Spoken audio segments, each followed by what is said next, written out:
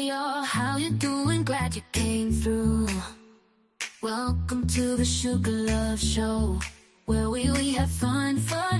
Grab your friends and dance along. Join the party all night long. Get ready for a ride. Buckle up, hold tight. We're gonna ignite. Shake your body to the rhythm. Let the music take control. When the beat drops, you better lose control. We're here to make memories, create an unforgettable night.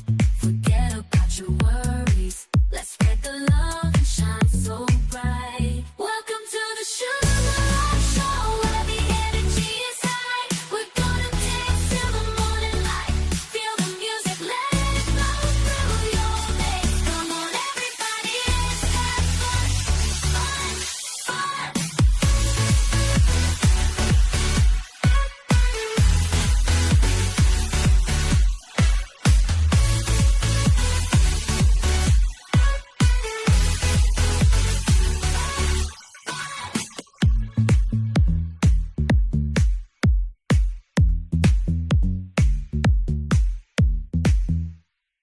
Hope you had a great time, my friend. Don't forget to like and hit send. Tell a friend to come join and thrive. Yeah, don't forget to like and subscribe. Come on and let's make it a trend. Come and share till the very end. Join the fun, don't just take a dive. Yeah, don't forget to like and subscribe. Like, comment, subscribe, hit the bell. Share the love and stories to tell. Join the crew, let's keep it alive. Yeah, don't forget to like and subscribe.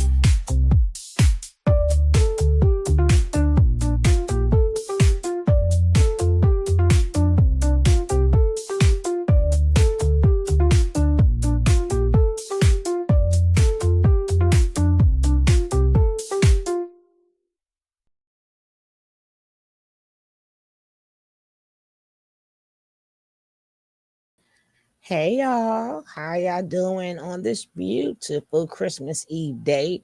Yes, we're starting early because everybody been talking about Fat Joe and they mad. And they are mad. Why you mad? Why are you mad now? I would love to know. Because I keep telling you men all the time, every time you let another race talk about your women and you agree with them, that means they're coming after you, right? They're coming after you. It was okay when he disrespected Little Mo and the other young lady, which I will show you guys. It was okay. It was okay then. Now people mad. Why you mad now? What's up, Spice? What's up, Jackie? What's up, my replay gang? What's going on, my Bush babies? Right? So let's get into verses. Right? What happened at verses? Right? And ain't nobody step up. Why? Because he was talking about the black woman. I don't know when you black men gonna learn. What's up, Harlem Nights? What you doing, my brother? How's everything? Always good to see you. Hopefully you have a great holiday. And I like to just say, warm prayers go out to people who may feel lonely. This is not the season for everybody to be jolly. And you're never alone, you know.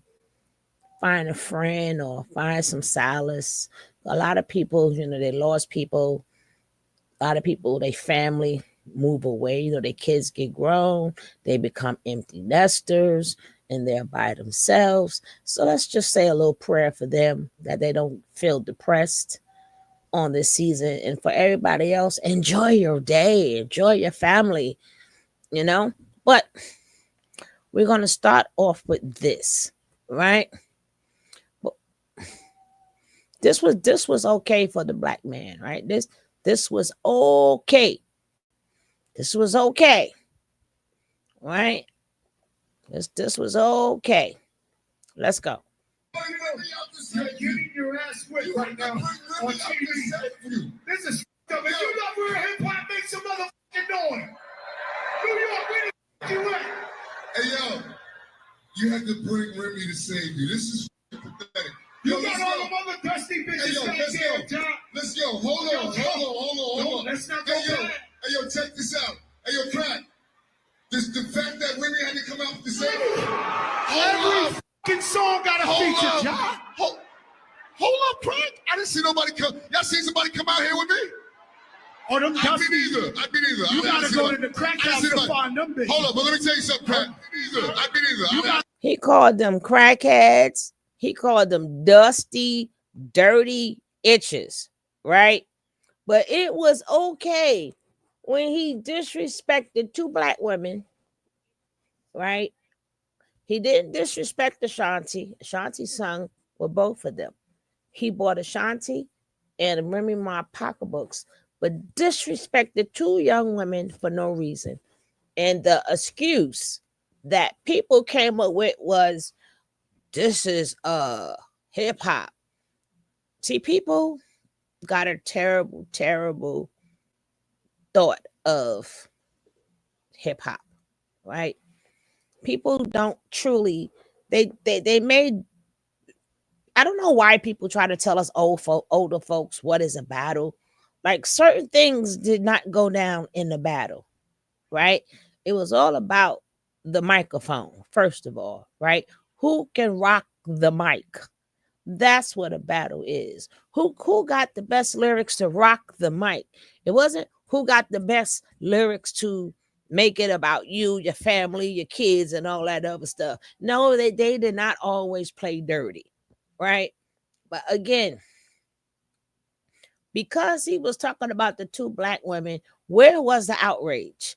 There were none, right? You had a couple of people talk about it, and then he was like, well, it wasn't that much of a battle where he disrespected Ashanti. It wasn't that much a battle where he disrespected Remy Ma, because those are his girls, right? But he had no respect for, and then he had the audacity to send Remy Ma after Little Mo. And Little Mo, like, you can't tell me how to feel.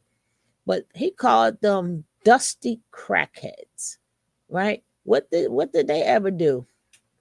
He said he had to go to the crack. Yes, he did. Because that's not gonna happen. Yes. That's not gonna happen. But now they outraged because he spoke upon the FBA men. FBA is fundamental, if I'm not mistaken, Black Americans, right? Foundational Black Americans, right? But they wasn't outraged, right? Once you let black men, letting people talk about your women, is always going to be a downfall. The same way when that guy Smooch, right? When that guy Smush, whatever his name is, when he decided to talk about the black women, you know what the black men said? Oh yeah, he right. The minute, I keep telling y'all, after they go after your women, you're next. You are next. They have no respect for you as a black man because they test you all the time by going after your women. And the minute you agree with them, they're coming after you. You are not strong by yourself. We are strong together. We are strong together, right? What's up, Torch? I'm going to be catching you tonight, too. Don't forget, DJ Torch is going to be talking about the same, I think the same subject that I saw, and I don't know if it was said tonight or whatever, but we damn sure going to catch you. What's up, my brother? How you doing? But again, black men, You're not going to learn. That's why you will never be able to succeed, because you let other races come after your women. When they come after your women, that's testing you, right? That's testing you. They're not going after us. They're testing the black man. Y'all don't seem to get it. So when again he sat up there and disrespected Remy, Little Mo and Vita, it was okay. You're getting your ass whipped right now on TV. This is stuff. If you love real hip hop, make some motherfucking noise. New York, where the you at? Hey, yo, you had to bring Remy to save you. This is pathetic. You got all them other dusty bitches. Hey, yo, let's go. Let's go. Hold on. Let's not You bought all of other dusty itches, right? Hey, yo, check this out. Hey, yo, Crack. Just the fact that Remy had to come out to save you. every fucking song got a feature, John. Hold up, Crack. I didn't see nobody come. Y'all seen somebody come out here with me? Or them I dusty. been either. You gotta go to the crack house to find them bitches. Hold up, but let me tell you. He said he had to go to the crack house and find them itches. Yep, this the same man y'all mad at now. Y'all wasn't mad at him then, but y'all mad at him now, right? Mm-hmm. I've been either. You gotta go to the crack house to find them bitches. Hold up, but let me tell you something, Crack. He said you had to go to the crack house to find them itches. What did that have to do with the battle? Right? And then we have a black man, a couple of black young men. Well, they said it was because of the battle. What? What? They sang on a song with him. They're part of the song. They're not part of the battle. Right? And in that case, if it was that much of a battle, why didn't he speak upon Ja Rule? He's battling Ja Rule, right? I said it is a battle. Why did he disrespect the women? Why did he disrespect Ja Rule? Huh? He made little say-so, but why he didn't call Ja Rule a crackhead? I'll wait. Why he didn't call him Dusty? I'll wait. That's the one he's battling. I'll wait.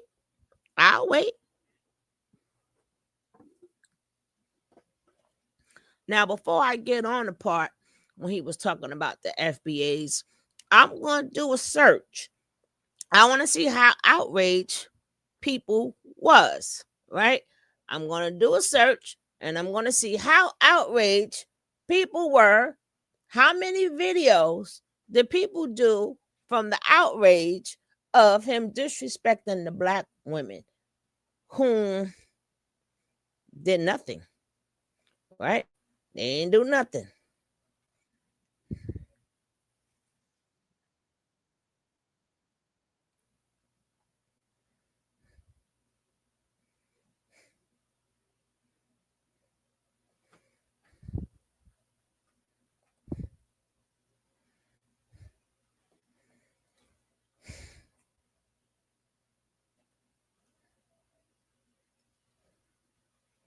Now, let's see. We're going to look up. We're going to type it in. Let's see how many people was outraged when he disrespected the black women. We're going to see all the people who's mad now, right? But let's see how many people are mad. Where are all the videos, right? We got, can't play this because this is by TMZ. But this is not a video of somebody doing it. This is Little Mo herself, right? We got the one I just played, right? That's by Spray Paint. Bless him and go check him out, right?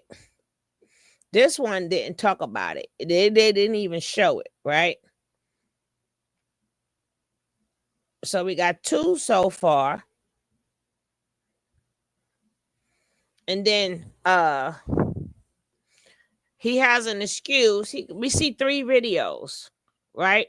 But again, there is no outrage. Where's the outrage? Where is the outrage?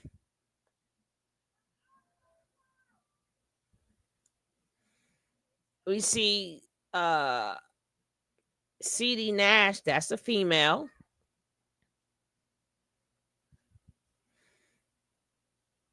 They didn't cancel him. We got Tough News. We got Hip Hop Uncensored. That's Fall. Right? And remember, these are their response. See, this says Little Mo responds. There is no outrage. Now, what you're going to see now is everybody mad about what he said about the FBA. Now he talking about y'all men, right?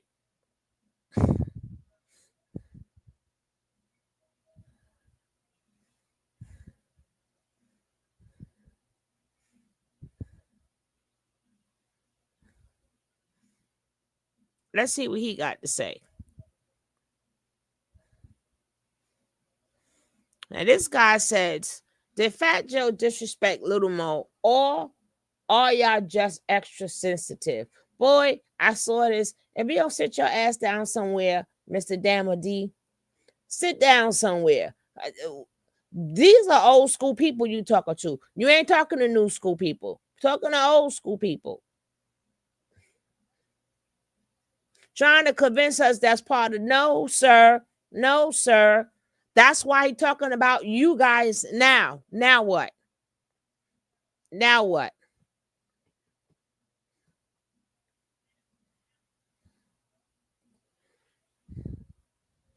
What's the great, sis? Welcome back. And this is another 3-minute video. So I was online minding my business, this whole topic right here with Fat Joe. And this goes back to why everyone shouldn't be part of the culture. And also it just made me think about the fact of, did these males come together? Hey, conservative, like, did they come together last year, these toxic males, and decided that there's going to be open season on Black women, and we didn't get the memo? Because I'm just wondering.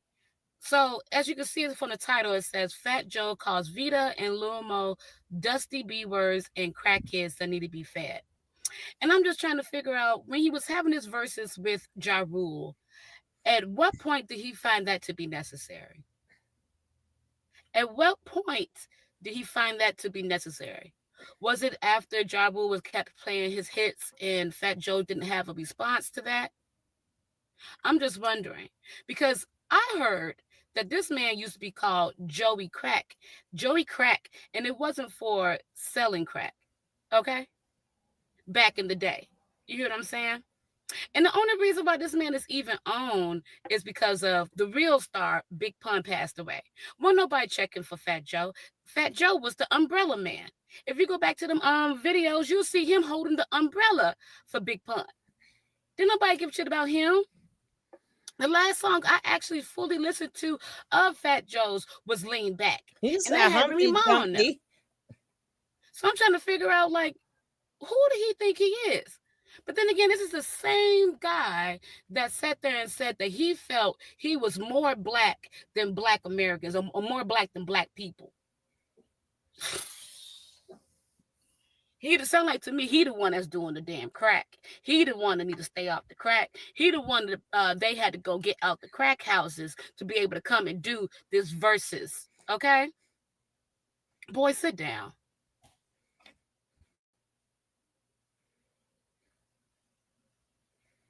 Now we're gonna go back.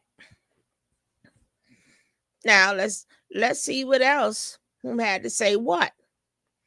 All right. Remember, some of these are the responses.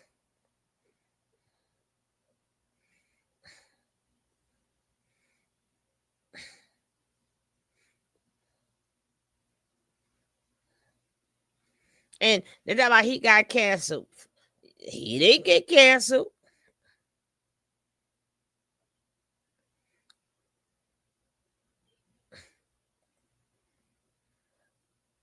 It's your favorite local, especially after I spoke. Support the real again. Get rid of the fake, the FU to the industry. How do you fight back? Support the visionaries. To bring Remy to save you. This is fucking pathetic. You Yo, got let's all go. the other dusty bitches Hey, yo, back let's there, go. John. Let's go. Hold on. Yo, Hold on. Let's not go Hey, yo, back. I didn't see nobody come. Y'all seen somebody come out here with me? Oh, them I've dusty. been either. You gotta go to the crack house to find them bitches. Hold on, but let me tell you something, Crack. I heard you say something about I ain't had a hit or Please I don't ain't made no bring them records bitches up. in 10 records or John, whatever. I love that song, baby. You gotta feed these girls something, man. You gotta feed these girls You something. say you gotta feed them something. God, that's what Damn. I mean. My bitches is rich, man. You gonna get these Play some motherfucking real hits dawn all shit. to bring Remy to Shout out to the ladies. I'm sorry. Get up out of here. The Little Mo Show. I need everyone to tell Fat Joe he owes a general apology. Sometimes we can tell them to keep their apology and shove it up their butt. I don't live in a crack house. I'm not an itch, nor am I dusty. Street code, women and children is off limits, right? Then Remy Ma goes, stop it, Mo. You know daggone well Joe ain't like that. First of all, V and Shanti or nobody had even came out yet. When him and Ja was going back and forth, we didn't know who was in the back. I was in the car when you walked through the parking lot and he hugged you and showed mad love as usual. No need for your followers to tell him anything. As someone that personally knows you, I'm sorry you were offended. You can call my phone.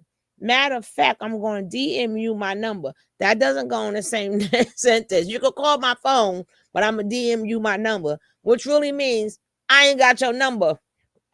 But also someone that personally knows Joe, he's not intentionally trying to hurt anyone. It was a battle. Whatever.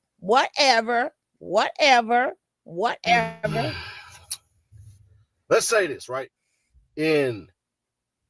I'm not coming to defense of nobody, right? But during, it's all right. Afterwards, yeah, you gotta throw the apology. You had to defend your honor, defend your name, and all that and everything. Now, was he calling them crackheads? No, y'all can clearly tell he wasn't calling them crackheads. He did call him a crackhead. We know we can hear very well. He said, you got them girls out the crack house. What are you talking about? Let's go. He was just saying they dusty, meaning they old and all that. That's just no, he called them dusty crackheads. You don't, if you don't know what the meaning of dusty crackhead, you should have just not said nothing in this video. Again, y'all going against the black woman, but now you're mad. Let's go.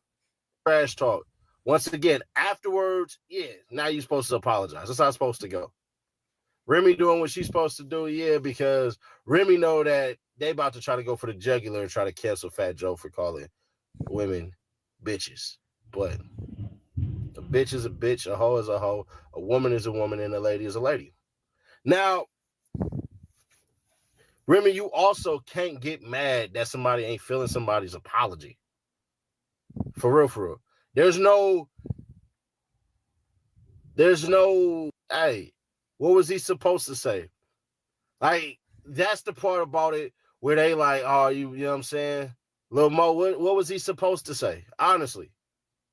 Yo, from the bottom of my heart, I sincerely apologize, like, nah, shawty, no, that's about it. Like, nah. But I can't tell her, hey, shawty, look, man, you gotta chill out. Like that's a wrap for that. Like, nah, bro, nah. So in the moment, yeah, he was supposed to say that. Afterwards, apologize. She don't feel it, just say, look, I'll give you a call and I'll personally apologize to you. If all you gotta do, yo, inbox me a number and I will fully apologize to you. To keep it real, because you know that I will. Now, here we go with the boom bye. With the boom bye. Y'all know what the rest, right? With the boom bye, right? Here we go with the bull crap. Nothing but bull crap, right? Because it was the black woman. Now we don't want to see it as it is, right? We don't want to see it as it is. His chicks are rich. again, your beef was with your battle was with Ja Rule. It wasn't with them. But now you men are mad. Not the same way Smokes sat there when they laughed about the joke about the black woman. Everybody had a reason to agree with him. Everybody always want to make us the butt end of the joke and try to get us to rationalize why it's a joke. Like, why do y'all feel the need to want to gaslight grown ass women? Maybe gaslight, especially these younger folks. Why do y'all feel the need to gaslight us older people? Like we don't understand what we hear?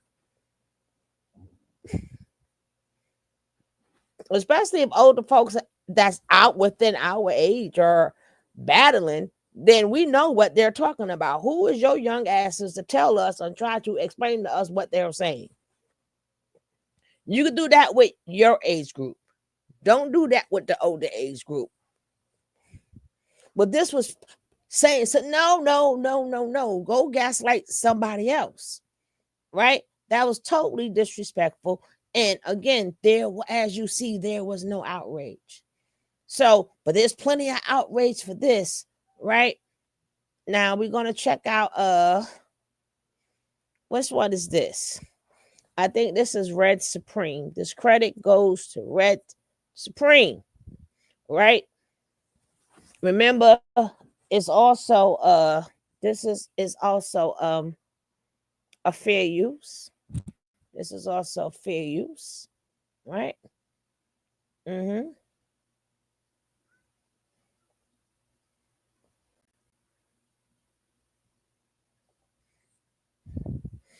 All right, this is fair use. So now this is now they all want to talk, right? They all want to talk. They got mad when they talked about hip hop was 50-50, which we already know that was proven to be absolutely incorrect. Hip hop was not 50-50.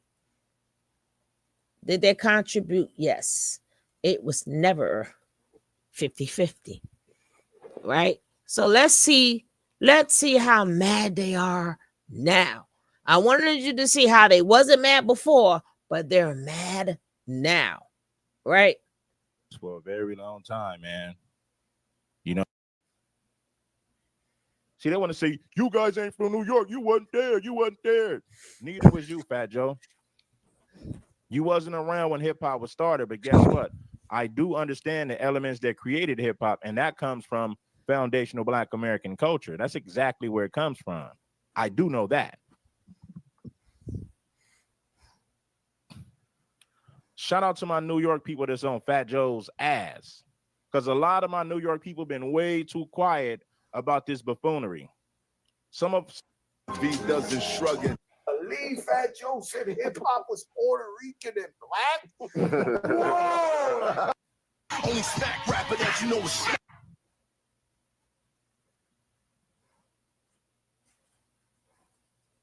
Not a Black American. So he's cool with these false narratives being pushed. But anyway, man, I think you guys already know. Support the show. Sometimes I say shit I've been saying for years. And the shit just go, you believe Fat Joe said hip hop was Puerto Rican and black? Whoa! And look at Matt Hopper over there laughing. Come on, Matt Hopper. I know you're not a Black American, so you believe a lot of these false narratives. You know damn well Fat Joe is lying about that. Ain't no damn Latino created no sauce in hip hop. The sauce and flavor don't come from Latinos. It don't come from their culture. It don't come from any music that they created. It comes from the music that foundational Black Americans created. You know what I mean? 100%. You already knowing how real it can get. Hold on 1 second. I don't want to get hit with no copyright for this one. So what I want to do is, this is what I'm going to do. This is what I'm going to do. I want to avoid the copyright. Let's start by this. Let's start by this. Around each other. Let's start by this.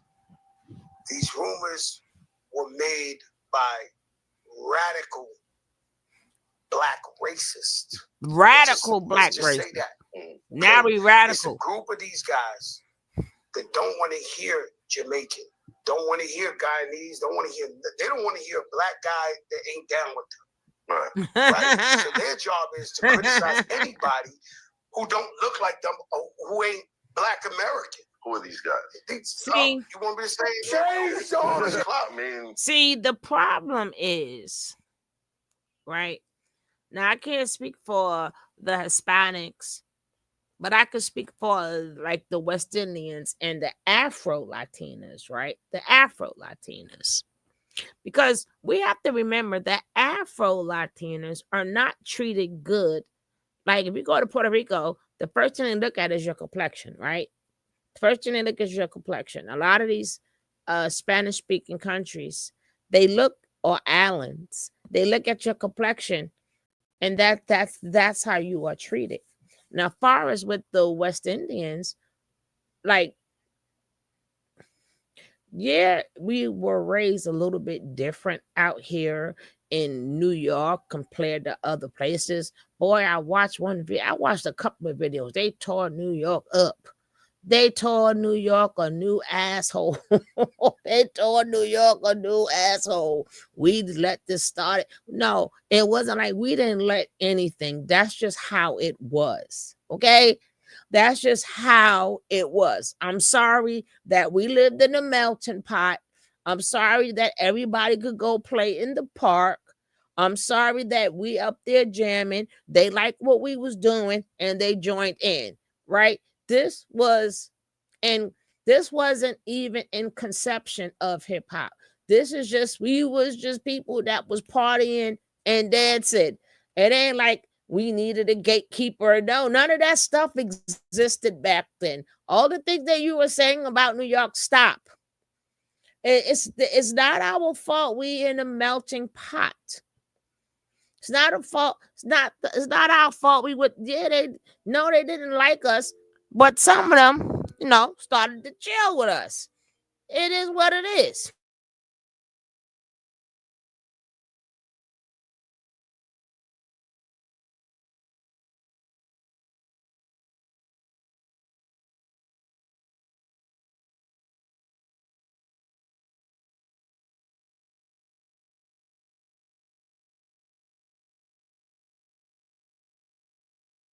All right, guys, I'm gonna let this play for a little bit. If a commercial come on, I'm terribly sorry, but I gotta just do something like really quick. Then we'll get back to this.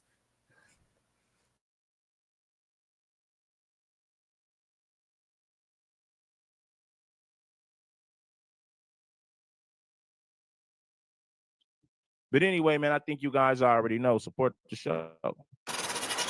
Sometimes I say shit I've been saying for years.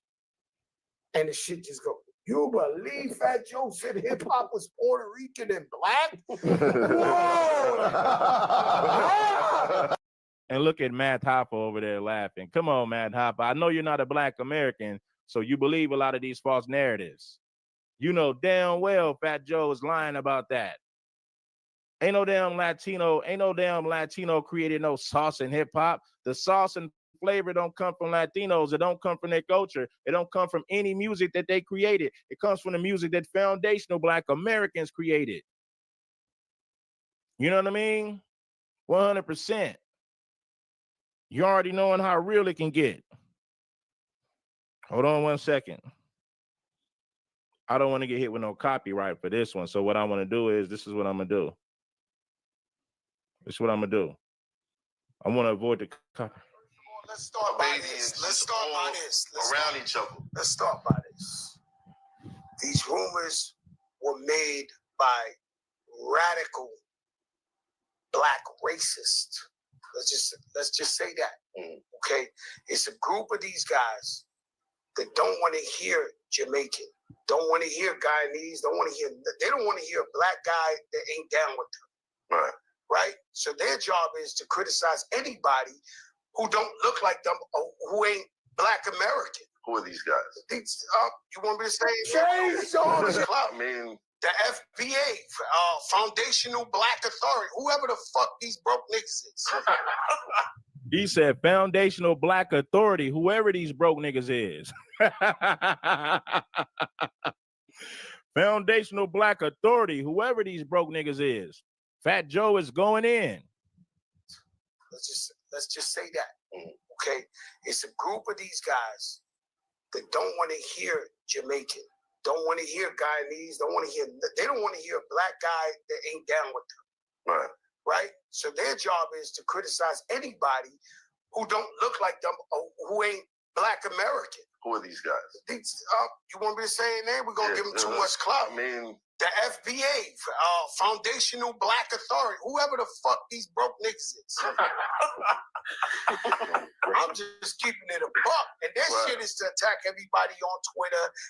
You see this nigga who run them? Like, you know, your leader? Oh, man, you gotta be fucking kidding me, man. And so they trying to change. He went in on Tariq Nasheed right there. He said, man, you see they leader? Now, do foundational black Americans need Fat Joe for clout? Do you really think foundational black Americans need Fat Joe for clout? All your clout came from black culture. What do we need Fat Joe for clout for? Serious. You want to give him some clout? You want to give him some clout? Don't nobody need clout from this fool. They don't want to hear Jamaican. Don't want to hear Guyanese. They don't want to hear a black guy that ain't down with them. right. Right? So their job is to criticize anybody who don't look like them or who ain't black American. Who are these guys? You want me to say a name? We're going to give them too much clout. I mean, the FBA, Foundational Black Authority, whoever the fuck these broke niggas is. I'm just keeping it a buck. And that shit is to attack everybody on Twitter. You see this nigga who run them? Like, you know, your leader? Oh, man, you gotta be fucking kidding me, man. And so they trying to change the narrative. They're not from New York. right. So they telling a whole nother story. This was whoopity doop wop. Yo, bro. He's saying they're not from New York. We're not from New York, but we don't understand the culture. We don't understand music. We know where this music and culture comes from, and it definitely don't come from no damn Latinos. Far as I know, we're at, you know, your leader. Oh, man, you gotta be fucking kidding me, man. And so they trying to change the narrative. They're not from New York. Right. So they telling a whole nother story. This was whoopity doop wop. Yo, bro. Far as I know, we're at Yankee Stadium right now, and it's hip hop's 50th birthday. And the guy who invented it, Grandmaster Flash, my brother carried his crates. My babysitters made up let me hear you say, ho. It's two girls, twins, used to babysit me. They made up, let me hear you say, ho. No, they didn't. Black people been saying that at parties a long time ago. Black people been saying this at parties a long time ago. What are you talking about, fool? All the slang in hip-hop comes from black Americans. All the dance moves in hip-hop comes from foundational black Americans. All the swagger in hip-hop comes from black Americans, not no damn Latinos. So they have a big problem, these guys, right? So they're against anybody who ain't with them. So this ain't a popular message. This ain't what everybody's saying. We might be giving them too much light right here is what I'm trying to tell you. Right. So you really think foundational black Americans need clout from Fat Joe? We're doing good. We're eating. From rapping to podcasting, we doing pretty damn good. We eating out here. We don't need no damn clout from Fat Joe. Fat Joe got his clout from foundational black Americans. Let's be real about this. Fat Joe got his clout from foundational black Americans. Without foundational black Americans, Fat Joe would be irrelevant. Joey Crack would be irrelevant without foundational black American culture. Fucking kidding me, man. And so they trying to change the narrative. They're not from New York. Right. So they telling a whole nother story. This was whoopity doop wop. Yo, bro. Far as I know, we're at Yankee Stadium right now, and it's hip hop's 50th birthday.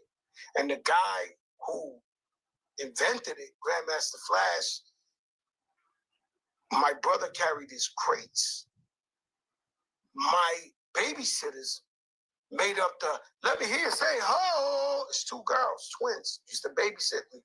They made up Let me hear you say ho. So they have a big problem, these guys, right? Right. So they're against anybody who ain't with them. So this ain't a popular message. This ain't what everybody's saying. We might be giving them too much light right here is what I'm trying to tell you. Right. So there's a small minority that get on them Twitters and they running it up. We got a fucking Looney Tune like your man Lord Jamal, who's a fucking Looney Tune. Mhm. Okay, he's a loony bin, right? Now, he just went in on Lord Jamar. He said Lord Jamar is a Looney Tune. Lord Jamar is out of his mind. He's a Looney Tune. Disrespected Lord Jamar. Disrespected FBA. Disrespected Tariq Nasheed. Disrespected the whole damn culture while getting rich off of it at the same damn time. Made up the, let me hear you say ho. It's two girls, twins. Used to babysit me. They made up, let me hear you say ho. So they have a big problem, these guys, right? Right. So they're against anybody who ain't with them. So this ain't a popular message. This ain't what everybody's saying. We might be giving them too much light right here is what I'm trying to tell you. Right. So there's a small minority that get on them Twitters and they running it up. We got a fucking Looney Tune like your man Lord Jamal, who's a fucking Looney Tune. Mhm. Okay, he's a loony bin, right? We just said that the drug of choice is attention. It's this and this and that. They get a guy who he was a legend. He's Brand Nubian. Right. And he's the wackest nigga in the crew. Be clear. He said Lord Jamar was the wackest nigga in the crew and Brand Nubian. Well, Fat Joe was the wackest rapper, one of the wackest rappers ever. Jadakiss, Lil Wayne, and Ja Rule resurrected Fat Joe's career. I got 100 guns, 100 clips, cause nigga, I'm from New York, I'm from New York. I got 100 guns, 100 clips, cause I'm from New York, I'm from New York. How many of y'all remember that? I got 100 guns, 100 clips, cause I'm from New York, I'm from New York. I got 100 guns, 100 clips, cause I'm from New York, I'm from New York. Hell yeah, they resurrected that nigga career. Man, listen here. But now, this nigga might be like trying to get lit, trying to say anything. The world's flat, this, that, anything to go viral. I just told you I stopped my shit because I go too viral. I'm scared. I'm too viral. Right. I think we in the information era. Some people just they see so many paths, they decide to pick one, and some of them ain't the most popular one. So, you know, they just. But what I'm trying to tell you is that this opinion comes from a tribe. Right. Because Okay, I'm back. People, Hey, Angela. everybody but them. You know, there's radical Jews, there's radical Hey, Nick. Catholics, there's radical Puerto Ricans. There's, you know, there's radical anything. If you do enough of that shit, enough of in-house racism, you wind up looking at the world fucked up. And you can't even move around. Right. You understand? So that's how this shit come about. These guys don't like nobody but them. So they fuck that. This guy, well, how could he say? Y'all remember when 50 Cent said, okay, I'm not fucking with Ja Rule or Jadakiss because y'all helping Fat Joe. He knew Fat Joe's career was dead and they resurrected it. Mhm. I got 100 guns, 100 clips because I'm from New York, I'm from New York. Yep, Ja They Rule. resurrected Ja that gave him a nigga record. career when they put him Ja on Rule that saved feature. him. Mhm. That's why 50 Cent said, I don't fuck with Ja Rule, Mhm. Jadakiss. Because y'all helping this nigga. Let that nigga career die. Why is you helping this nigga with a dead career? And that's exactly what 50 Cent said. Mhm. This nigga was dying out. His career was over. And you got Jadakiss and Ja Rule helping out Fat Joe to sell records. That's exactly what happened. See, Word to the mother. the problem is, and as I keep telling you guys, the problem is you can't be mad now because you always wait till that now they say something to you. He showed you how he felt about black women when he disrespected Little Mo and Vita. And y'all gave excuses, right? It was no outrage when he disrespected the black woman. So I keep telling you guys over and over and over again, The next person that come after is you, black man. They check your temperature and they call out your women. And your disdain for your own woman is your downfall every single time. Because forget about her being a black woman. You should have said, hey, don't be talking about our black people. We still a black person. Regardless if we are a woman or a man, we still black people. And y'all forget that women are black people when they're disrespecting us. So now is don't talk about our people when he's talking about the men. It's too late, black man. It's too late. Every race keep pulling your coattail, and then you want to talk about it. Once they see you don't care about your black women, which are your people too, what respect do they have for you? What respect do they have for you? Now he just sat up there and put out in the atmosphere that y'all are a radical group. Do you know what that means? FBA is nothing but people that was born in America. That's all it means. Black people born in America. But once he put radical up in there, now that sends signals out to the government like we are a group or something. We ain't a group. So now anybody who speaks on this type of subject, now you're going to be listed as a radical group. And Fat Joe put that out there. He put that out there. But if y'all would have checked him the first time and say, yes, exactly, Angela. Just like that man Schultz. They play with you for a while. They go after your woman to see where you at about your people, because you forget your women are your people too. Same way the other guy, the lady, the German lady, came out her mouth talking about black women. What's all the videos you got made after that? Well, she's right. She's right. Nah. You're supposed to learn how to do that inside like the rest of them. Y'all videos talking about she right, she right. So then again, they come after you. They come after you. Right? You think that Andrew Schultz, when he said something about the black woman and was all joking, now he says something about Kendrick Lamar, y'all mad. So you're mad. If y'all would have checked them, if y'all would have been checking these men about your people, not about the black woman, but about your black people, people will watch they effing mouths. They will watch their mouth, and y'all don't know how to cancel people.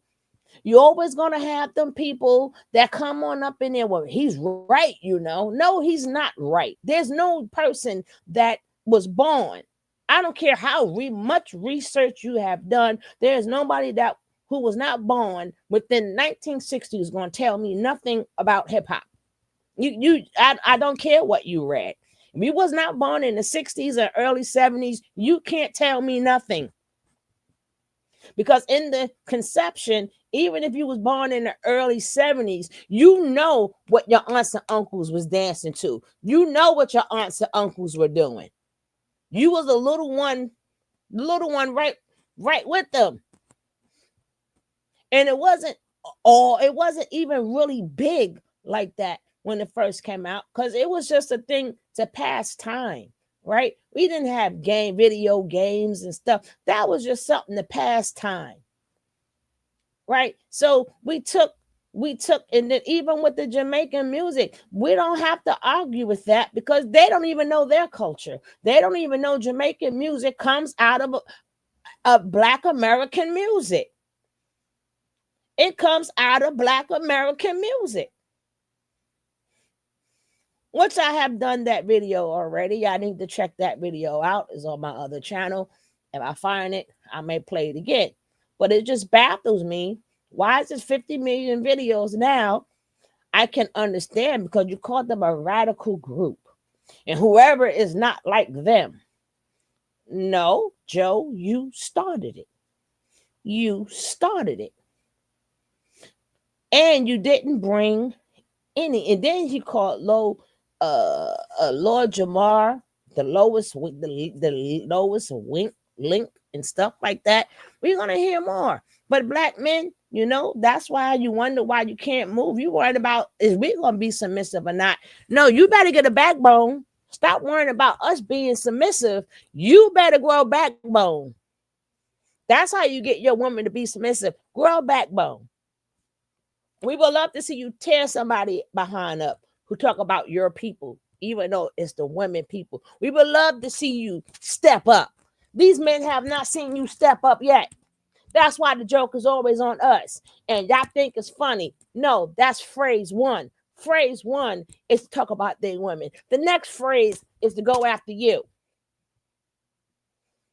They're going after you next. They don't want to destroy the black woman. The joke is on the black people. Joke is on you. But you want to be a man, ha, ha, ha, ha, ha. You laughing up at all these people's face talking about your woman, and they even laughing now instead of, yo, you ain't got to call them ninjas like that.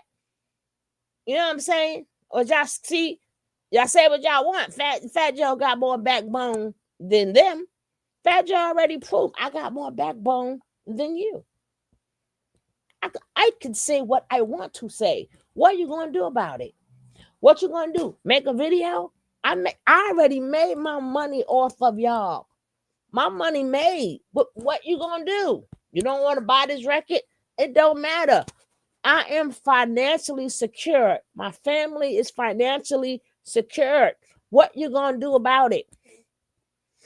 And for him to say whatever he want to say, he got more backbone than you guys. Because you ain't going to do nothing about it. Ain't nobody checked him.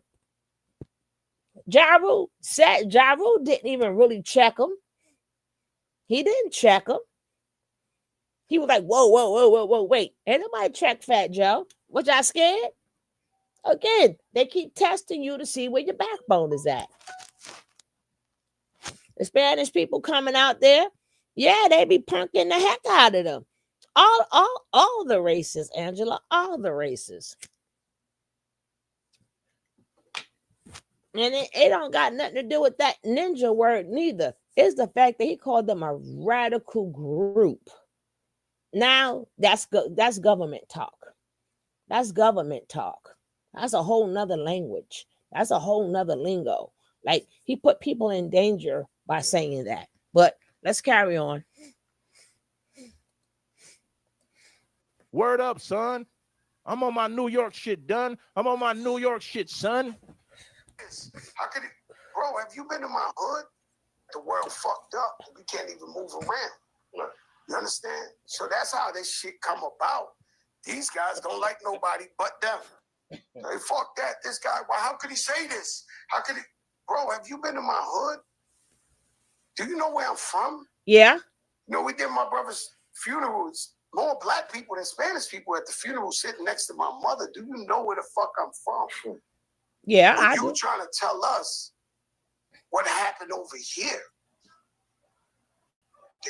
All the legends I know, when I go to the legendary shit, they're all black and Puerto Rican. Yeah. Well, who did? Let us know.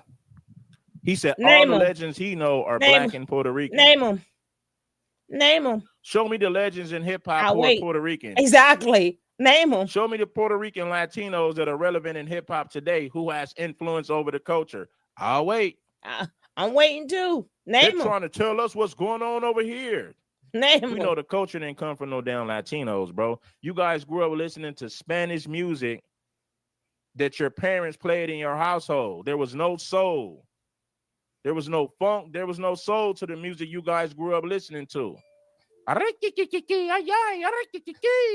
That's the music you guys, that's the music they grew up listening to. That's the music their parents played in their household. You think somebody who grew up listening to music like that had any influence over urban hip hop culture? Man, you are smoking crack if you believe that. That's what they grew up listening to. Let's be honest. But you know this radical Jews, there's radical Catholics, there's radical Puerto Ricans, there's radical anything. If you do enough of that shit, enough of in-house racism, you wind up looking at the world fucked up and you can't even move around. You understand? So that's how this shit come about. These guys don't like nobody but them. So they fuck that. This guy, well, how could he say this? How could he? Bro, have you been to my hood? Mm-hmm. I've been there. Do you know where I'm from? I know where you're from. You know, I've we been did there. my brother's funerals. More black people than Spanish people at the funeral sitting next to my mother. Do you know where the fuck I'm from? But you trying to tell us what happened over here. I know what happened. All the legends I know, when I go to the legendary shit, Mm-hmm. they're all black and Puerto Rican. Mm-hmm, mm-hmm, mm-hmm. And I sit there with them and I'm like, and they don't believe it. They don't understand. They don't understand like that talk. They're like, yo, what the fuck is this about? Like, they're confused. The Pioneers, the Grandmaster Flashes, the Cool Hercs, the Melly Mel's, this. They're like, yo, we don't know what the fuck these people talking about. That's a lie. Because they on Twitter and they doing a little something. Well, I don't know what the fuck these people doing. Like, they confused. They fucked with the wrong nigga. That's the problem. Ooh. Fat Joe the wrong one. Ooh. You know y'all. He said FBA didn't fuck with the wrong nigga. Ooh. Fucking with the wrong nigga. Can't fucking nobody with work the to that wrong music. nigga. Fucking with the wrong nigga. Fucking with the wrong nigga. Yeah, Fat Joe said he the wrong one. You the wrong one. He's got more backbone than them. All the legends I know, when I go to the legendary shit, hey, check they're all black and Puerto Rican. Hey, check them. And I sit there with them and I'm like, and they don't believe it. They don't understand. They don't understand like that talk. They're like, yo, what the fuck is this about? Like, they're confused. The Pioneers. A lot has changed. I remember when battle rap was you have a rap battle.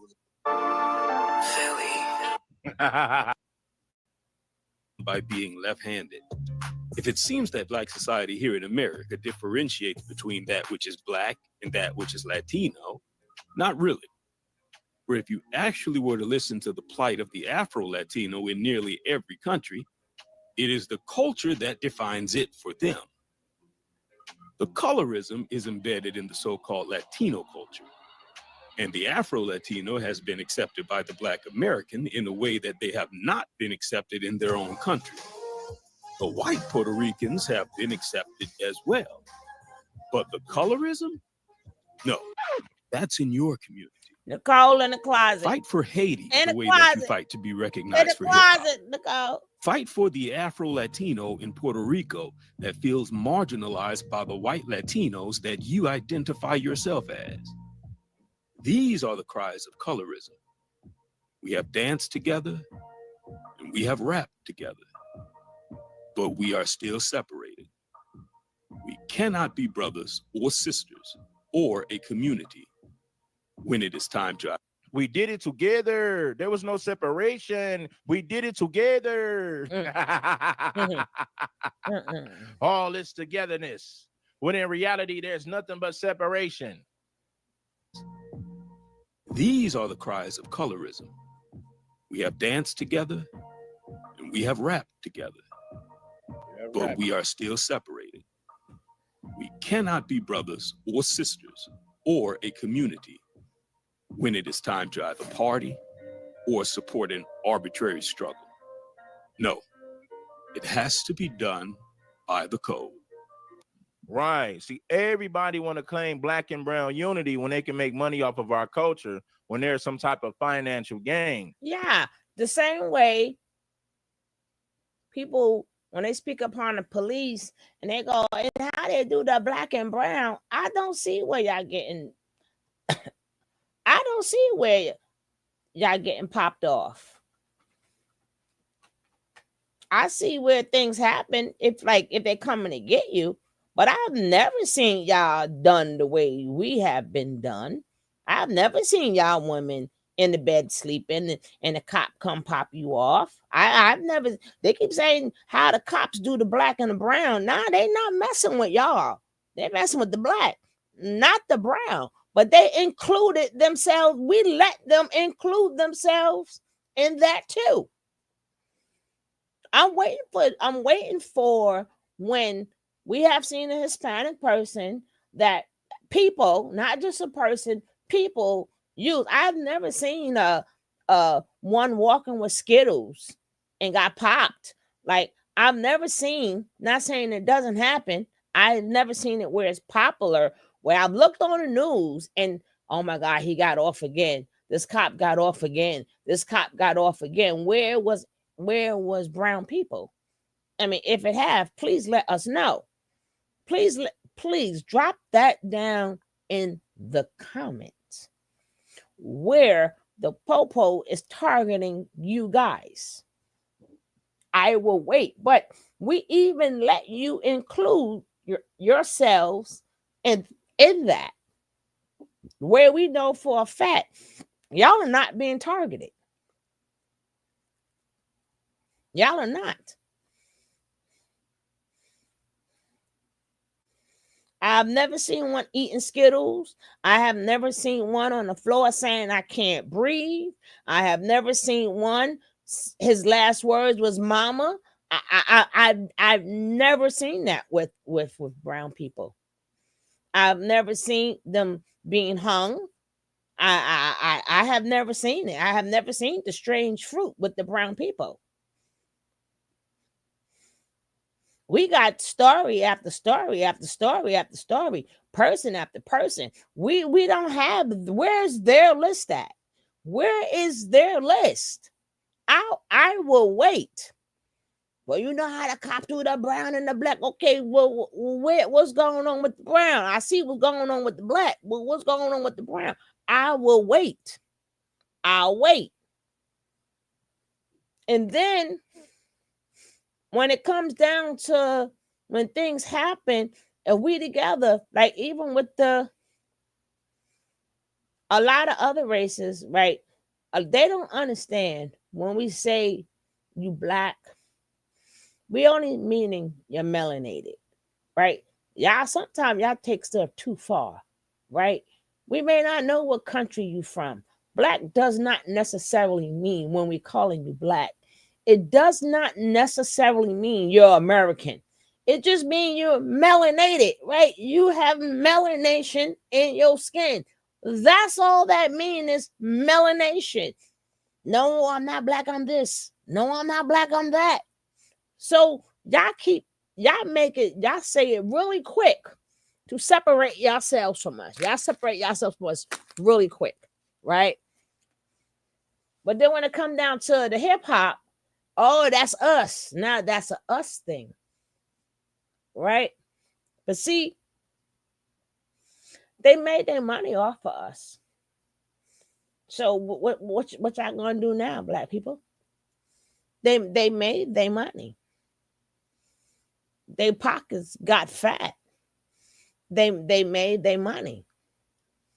You cannot stop them now. Once the music is out, it's out, right? So they, same way they took reggaeton,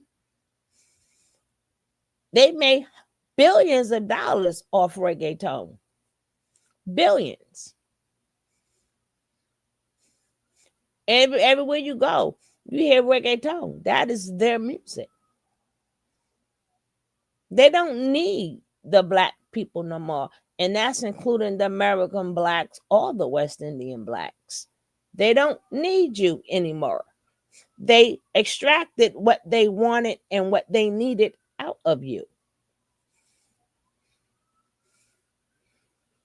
They don't need you.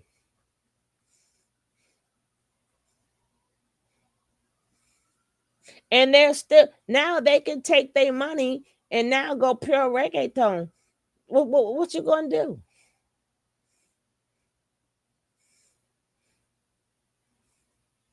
Y'all invite him to all the balls, all the parties, and y'all scared of him. Just say y'all scared of Fat Joe. Let's just say that. Let's just say y'all men are sort of kind of scared of everybody. So when it comes down, because they know these things. They know these things. What they say, women and kids is off the table. Guess who they go after? The women and kids. Because the women and kids supposed to be off the table. And you let me talk about your women and your kids. It's not off the table, but it's supposed to be off the table. What you gonna do with me? What are you gonna do with me? Nothing. Absolutely nothing. I talked about your women and your kids. Now what? What? It's time and time again where the black man is supposed to stand up and they test the black man's temperature, and he fails every time. He fails every time. Your disdain for submission or non-submission has ruined the community. It has ruined the community. And this is what you want the woman to submit to. If you had that backbone, baby, you ain't gotta be talking about no submission. We in 2024, black men was not always rich, right? Black men just started getting money. So we was always with black men who did not have no money. Stop, well, if a man ain't got no money. If men had real money back then, that was either A, you were with the elite, or you did it the bad way, right? You either sold numbers, drugs, alcohol, but you did it in an illegal way. So you either did it in an elitist way or a legal way. But the regular man, they had no money. So we always, oh, this man got to have some money. That's not true, because they didn't have it. Within these last, let's say, 50-something years, black men started because of music, art, and stuff like that. You know, we started getting up there with money. But all of that, they only want a man who got money. Women can say that all they want. They're gonna that it doesn't exist. Y'all keep putting stuff that does not exist out there that does not exist. And there is no proof that shows it. Right?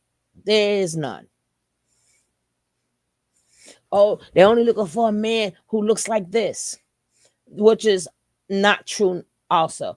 I've seen some big belly man. The big belly man got woman. The short men have woman.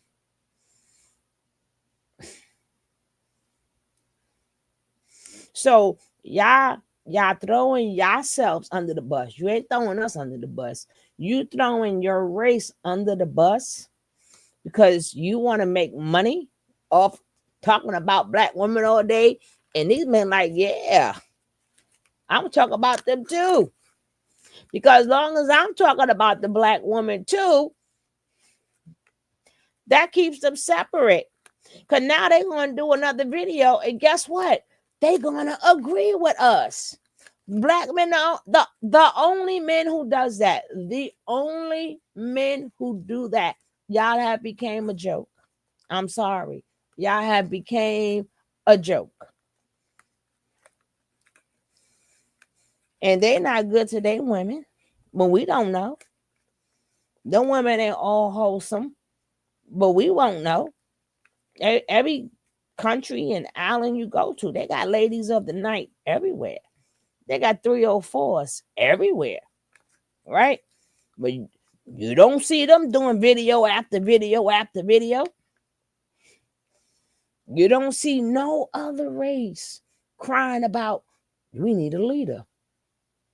No other race is crying they need a leader to tell them what to do. They on code. They already know. They grew up young. They learned the code, and they move by themselves. You get on code. You don't need a leader. They all are on code. They on code. Why do they need a leader if they on code? We are the only ones who do that, and now y'all mad. That man, Fat Joe, said we had to say in your face. Not once, not twice. Anytime Fat Joe got something to say, he say what he want to say. And there ain't nobody don't do nothing. Nothing. Then you make a video trying to justify what the man said. Now he called y'all radical. Now y'all shook up. You shook up. It would never came to this point if you'd have been checked them. If you would have been checked them. But is you scared? Are you scared? Oh, he talked about Little Mo. He canceled. That ninja made more money. Every time y'all say somebody canceled, guess what? They make more money. Every time they disrespect the black people, oh, they're canceled. No, they make more money. Andrew Schultz done made more money. 50 Cent even went on his show, made more money. We get disrespected. People get paid to disrespect us. And they're canceled. Cancel my ass. Ain't none of them canceled. Even them two dumb guys that Andrew Schultz, they're not canceled. You got Marion, whatever his name, from Fresh and Fit. Every day he canceled. That ninja making more money. So I don't understand you black people. If we're not watching them no more and they're still making a lot of money, that means a lot of people don't like you. A lot of people laughing at you, black man. If they're canceled, but their ratings are still high, who is the joke on? All the races know that in general, the black man is scary. They talk a good one, but these people, they move up. Every time they talk about them, they move up in the world. They move up in the world. They move up.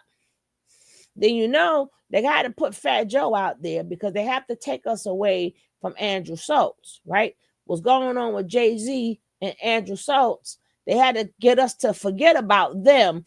So they put Fat Joe out there, right? They put Fat Joe out there so we could forget some things, right? Let's change the tabloids, right? Let's get some of this heat off of 50 Cent. But 50 Cent had the heat on his ass. They took that heat off 50 Cent so fast, made your head swing. What are we talking about now? Fat Joe. Again, nobody does nothing. All 50 Cent is canceled. Y'all gonna be all watching his shows. Shut up. I'm sick of y'all. Y'all gonna watch every show he playing, but he canceled. Fat Joe canceled. He gonna still say what he want to say, but he's canceled. So yeah, y'all best bet is the only way you're gonna make money. Keep doing what you're doing. Talking about the black woman. That's the only way you're gonna make money. But you're the laughing stock. You are the laughing stock. Even in New York. I don't know where my New Yorkers is at, but if any of my New Yorkers is watching the replay, we ain't got not one corner store. How they come here, they're already set. That's how on code they are. These people come here, they got stores already. They got corners. They got stores on the corner already. Where we've been here, we ain't even got a corner store. We can't even get together and get a store together. And the smaller stores, not the big stores. A lot of the supermarkets in the area ain't owned by the black folks. All our money go to everybody but us. And then we want to call each other broke. And I got more money. Okay. Let's go. Then they'll say black and brown, let's do it together. Let's do it for hip hop. Like the Mexicans on the West Coast, they say, let's do it for black and brown. But when they go to prison, they fuck with the Aryans and white supremacists. But when they get out of prison and they come back to the streets, black and brown, let's do it for hip hop. Let's do it together. But you was linked up with that white supremacist in prison. You was linked up with the Aryans. There's no way I would trust anybody like you. You think we dumb. You think we're dumb enough to trust somebody like you? You didn't set up there and linked up with Aryan white supremacists in prison. But you want to do it together for hip hop, for financial gain, Holmes. Nah, we ain't going. That's what binds us. That's what makes us a community in every way. No matter who you are or where you are. Now I'm gonna drop the link, man. I'm gonna drop this link, man. I still want you people to bless the Cash App. One of the hottest shows on YouTube where we bring the people up to speak. We bring the people up to speak, to spit game from their perspective. You know, I give people a voice over here. All I ask is that 15% of the audience support the show. That's all I ask is that 15% of the audience support the show, and I will lend the microphone to y'all to hear things from y'all perspective. You know what I mean? I give people the opportunity to speak on things from their perspective. I speak to the collective. Hit the like button and support the show. You already know it's Red Supreme. I'm getting ready to drop that link. Shout out to the foundational Black American brothers. Shout out to the foundational Black American sisters. It is a must that we have more unity. All the bickering and infighting, we got to put that shit to the side, man, and unify, because we're stronger together than we are divided. I'm talking about the black man and the black woman. Let's get us together. Foundational Black Americans, let's get us together, because we all we got. Literally, we all we got. Now, I'm going to drop this link. And I'm going to pull my brothers and sisters up to speak. If you got something to say, shout out to the foundational Black Americans. Pull your badass on up. Pull on up with your badass. And let's hear things from your perspective. Yeah. We got to do this together. Foundational Black American men and women, we got to do this together. Yeah. I'm going to bring my man Big E up, man, and I'm going to bring up Yeshua. But go ahead, E. You got it, my brother. Red, what it do? Salute to the chat. Bro, this is what's really kind of pissing me off about this, Red. It's like we don't have the right to be proud of nothing. Like, you know, when they do they Cinco de Mayos, we don't say nothing, right? You know, they got quinceañeras and they got traditions that they do. You know what I'm saying? That's their culture. Okay, that's fine. Okay, but every time we try to celebrate something, and hip hop is ours, and especially if you 45 and under, I don't want to hear that. You know what I'm saying? Because you ain't been there long enough to know when rap was actually, especially during them Curtis Blow years and all that. Don't nobody want to hear that. Wasn't that? I just said that. I just said the same exact thing. If you are of a certain age, I don't want to hear what you got to say. I don't want to hear it. And I'm telling you, I have these, I don't even know the channels, but it was 3 different channels that tore New York City a new asshole. I mean, they went in. They blamed it all on us, right? But some stuff they were saying was true. You know, we may have been around the Hispanic people, but in their town, they were not. They were not. So they did not get any influences from any other race but their race. That part is true, right? But like I said, people's like, oh, graffiti's an element. We're not you with it. That don't make you that don't make you an MC, right? And well, the West Indians, they know you didn't contribute. We let you in. We let you, the Brooklyn people let you in, right? We already was established and we let you in. A lot of us have family members that were not born in America, but you still, the music that from the parents that were here before they mixed with maybe a Spanish person or mixed with the West Indian person, you did what they did in America. You can be proud for where your family come from, but your influences is here. Whether you like it or not, your way you dress was here. You didn't dress like you dressed back home. Your style came from American blacks. The way you walk, your accent changed. That's American black, whether you like it or not. I don't care if grandma come from Jamaica or Trinidad or Guyana. It doesn't matter. They come from anywhere. Your influence came from American black people because that's how you act. You gravitated to, you could have gravitated to anybody, right? Especially in New York. Why you didn't gravitate to the Italians? Why you didn't gravitate to the Germans? Why you didn't gravitate towards the Irish? You didn't have to gravitate to us. Y'all could have picked anybody to gravitate to. But y'all chose to gravitate to us. And then back in them days, even though it was racism or whatever, but again, it gets hot in the summer, kids outside playing, dancing.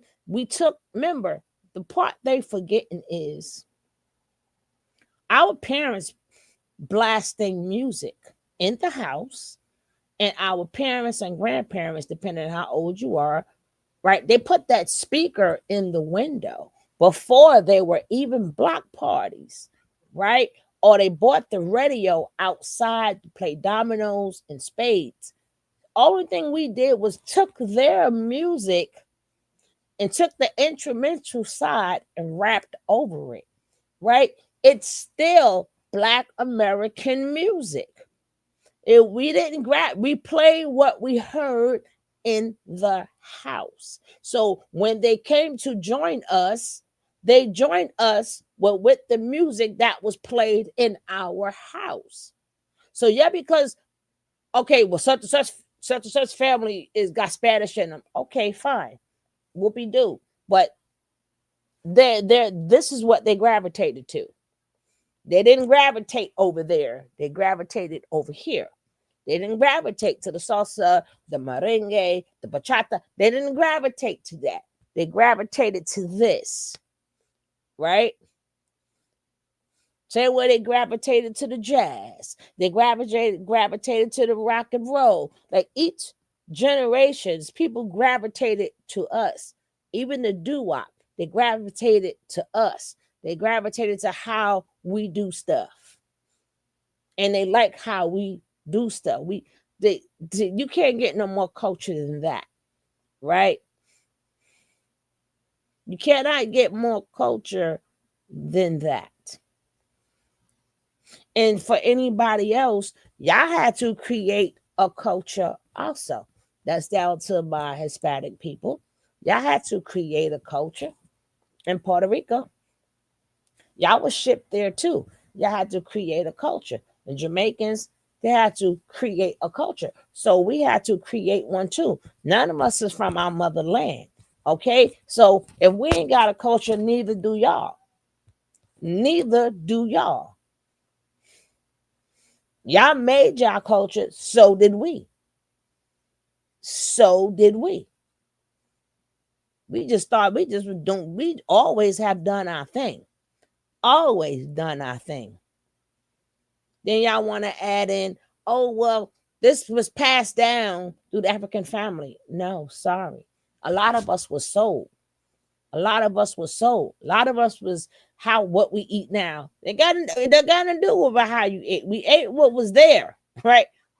They didn't teach everybody to cook the same thing, right? Some was already sold off to people who didn't know how to cook it the way the Africans cooked it. Stop.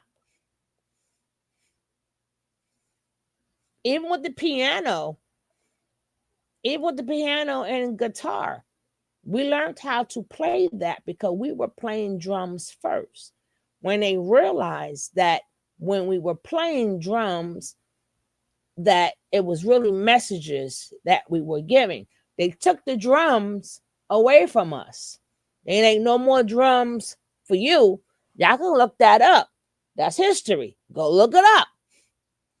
So that's when we got a hold of that guitar and that piano, and we was rocking and rolling, baby. Even opera. Guess who was doing an opera first? We were. Right? We was the ones who knew how to articulate and hold them notes. I got to show y'all a video on that. I had it set, but I don't know what the heck happened to it. But baby, we even did opera first, right? So we just creating as we go. We're creating, and we're still creating, right? So if it was enough room for all of us, there's no need to disrespect us, right? So was it for them that they way to get in? Okay, now that you let them in, black man, now what? Now what? That man sitting up there disrespecting you to your face. And then you got videos that stating he is right. After he done called y'all radical. That would include you. That would include you. He said y'all are radical. And they getting on the FBA because that's Tariq Nasheed. But he ain't running nothing. He ain't appointed the head of no FBA. Us people were born here. They love our talent and creativity so much that they later steal it and call it their own. Yes, ma'am. None of y'all around. Shut up. You know what I'm saying? But it's like every time we stand on what we created, it has to be hate. But then everything you do, it's like, nah, we did this and we did this only. You know, it's a Mexican thing. It's a this thing. It's a that thing. You know what I mean? You run from your homeland and then still proudly put up a flag about a country that you ran from. But then you get what I'm saying? It's like, dude, y'all stand on being whatever, brown pride, whatever. And y'all don't get no pushback. But literally every time we stand on business as black people, it has to be deemed hate. And that's that's another thing Fat Joe did. Okay, you can't let him say leader, because see, then if they say that that Tariq is a quote unquote leader, then they can classify you as a group. And then if they can classify you as a hate group, now they can systematically start doing you like they did the Panthers. That's why I said, nope, ain't no leader, it's a lineage. It ain't no group, it's a lineage. That's why I say that. But why do these people feel like they get to come label us? We didn't pick this fight. This is the fight that they picked. We was chilling. We didn't say nothing about this. Up until they started this 50-50 stuff, this wasn't even being talked about. It was like, well, wait a minute, hold up now. Ain't no 50-50, that's out. That's when all this got started. We didn't pick this fight. We just giving him the pushback. It wasn't no together. It wasn't no none of that. You see what I'm saying? I was there back then. I could tell him about the racism that they showed us back then. This is all facts. So you can't tell me how y'all was acting towards us, nigga, when I was there. It wasn't no together. It wasn't no unity. Just like how y'all are now, y'all people was like that back then. Period. So I don't understand the hypocrisy of us standing on FBA. We standing on what we say we are, not what you feel we should be because your feelings is hurt. We don't say that about none of y'all with that. We don't classify y'all as hate groups. We didn't firebomb y'all. You get what I'm saying? We are not making these videos talking about, even though we see the racism. All you got to do is go into their channel. You've been in Cologne chat rooms to see it. Yeah. You done been in all these people chat rooms to see the racism. Where y'all at then? It was really bad back then because it wasn't no computers. It wasn't no online. That means you was experiencing it face to face. You saw it. You taught your kids that your kids couldn't play with my kids. Stop playing. We couldn't play with your kids. Especially in New York, even though it wasn't Latino, but y'all remember what happened to Yusef Hawkins trying to date outside of his race? My man got the PE in the background. He should know about that, bro. Come on, that's an iconic symbol. Wasn't none of them around back then during the Black Steel in the Hour of Chaos. Hey, for Come real, on, though, man. Where was y'all rappers at? I'm trying to think about. Go ahead. Yeah, go ahead, champ. Go ahead. I'll pass this. Salute. Hey, salute to the panel. I didn't catch nobody's what's up, names, man? but salute to y'all. Hey, man, this Shabazz up out of Orlando, man. I'm just trying to think back to that time frame when Fat Joe was a member of DITC out of New York. All of their biggest artists in their whole group was FBA. Big L was the best artist in the group that put you on. Total facts. And look, they ain't had nobody as good as Big L since. Come on now. Nope. I don't remember Fat Joe. Yo, can I say something right here? Go ahead, and I'm gonna let brother Nazir finish. But go ahead, first Roddy. But go ahead and finish your thing, bro. Yeah, but I was saying that your whole crew that put you on, that was your claim to fame in hip hop in your early pioneer stages of your inception as an artist was a group called DITC, which was a collection of all different Black American artists from different areas in hip hop, and they best artist in their whole group was Big L. So it's like your whole coattail way that you rolled your way into the industry was off the black backs of FBAs directly. DITC. That's the group that you got your name from when you was in the Bronx before you found Big Pun, before Terror Squad was even formed. I'm talking about prior to all of that. So you got some nerve to be even saying anything about FBAs when that was your whole segue into the hip hop world from your beginning stages. And then on top of that, you grew up and you was looking at KRS-One. You knew KRS-One was probably the best rapper in the Bronx at the time, and he FBA too. And they try to make KRS-One out to be Caribbean, but he really FBA too, though. Yeah. That's a fact, man. Brother Nazir, you got it. But this is what happens, brothers, when we invite people into our homes and allow them to get comfortable, put their feet up. You know what I'm saying? They start talking loud and cussing and being bold in your house and thinking that your house is their house. In 9 days, I'll be 59. I don't remember none of them dudes. None of them. I remember hip hop when it wasn't even on record. Didn't see none of them dudes. He's talking about Melly Mel. Melly Mel was in Microphone Check, co-signing what the brother Tariq Nasheed was saying. How could he or anybody else say anything against what Coke LaRock said, Shy Rock said, or any other pioneers of hip hop said? And they said there were no Puerto Ricans, no Latinos there. That's what they said. So for them to undermine what the pioneers of the art form said is, I don't want to stand. The dude, he has a lot of hate in him. He'll use one of us, which is what he did to wiggle his way into the art form. And you see who we have around him. He don't have no more Puerto Ricans around him. He have a bunch of us around him. Always was that way. He's a culture vulture. Fat Joe's a culture vulture. Always have been. That's why he always got on them FBA ass Jordans you be wearing, nigga. Thinking you one of us. Always trying to draw your whole swag on like us, but then got something to say. I can't stand niggas like that, man. But he said he was black one time. He said he was black one time. Yeah, he did. He said he was black one time. Yeah, he did say that. Yep. He said, didn't it sound like he's trying to bully us? But don't it sound like he's trying to bully us? Yeah. Into accepting that lie, like it's almost like, no, you mess around with nigga. We don't have to support you, nigga. You can't make us support you, nigga. Right. You goofy as hell. Let me let Yeshua go ahead. I'm gonna let Yeshua speak, and I'm gonna pass it back around to you, brothers. Yeshua, you got it, brother. Okay, brother.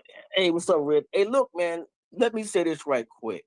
That dude, you don't know what he's talking about. Look, the idea of rap music, bro, started from the black disc jockeys of the 1930s and 40s and 50s. those black men were rapping on the mic before it was called hip hop. They were rapping on the mic. That's what black DJs did during that particular time. They rapped on the mic. There was no Latinos on no mic in the 1930s and 40s. They were barely think of none in the 80s, yeah. Right. So I'm saying that within that, you have to go back and look at and listen to black men like Jocko. Jocko, remember the song back in the 70s? You know, Jocko died like I said about 6 years ago, 7 years ago. He was 80. He wrote the famous rap song, Jocko, Jocko, where you been? I've been round the corner back again. His son was a DJ in Philadelphia. Okay. Jocko. And there was another brother from Baltimore who rapped on the mic. Before there were any like none of them dudes don't even know. Back in the day, none of these dudes, these Puerto Ricans, Afro-Puerto Ricans, or whatever you want to call them, none of them ever stood up and say, I'm Puerto Rican, I'm 50-50 at that time. None of them, especially during the early 70s through the middle 70s, none of them said that. Before, like the brother said, before rap music was even on vinyl. It was all underground stuff done at parties in New York City. So I'm saying that Fat Joe need to go take a history, but he's not going to do that, y'all, because he's in denial. He's not going to do that. He latched onto something that accepted him. Okay? Black people have a habit of accepting folks who don't like us. My point is, no foreign people like black people. Brothers, we got to understand that. Nobody likes us. Period. Most Nobody. Irritated at the same time, most hated. Right. So I'm saying that we got to get that through our head that no one likes us, that they take our culture, they twist it and turn it. We invented every music genre that they got, including classical music. Yes, black people invented classical music. If you saw the movie Chavare, black people slept on that movie about the young brother, about the brother who lived in France, whose mother who grew up as a slave. He became a classical music writer. The French government hid his music, his classical music, because he became a socialist. Check that out. So I'm saying that even with that, black people were the innovators of classical music, jazz, rhythm and blues, whatever you got. Black folks, in a sense, particularly African Americans or NBA, whatever you want to say you are, we in fact are the innovators of all of that music. Period. Santana, a Mexican musician, made that clear in an interview. He said, we owe the gratitude to African people, to black people in America for the music that they brought to America. Period. He said, we owe that to them. They did all this music. We didn't do it. Hey, let me ask you a question, champ. Let me ask the panel too, even in the chat.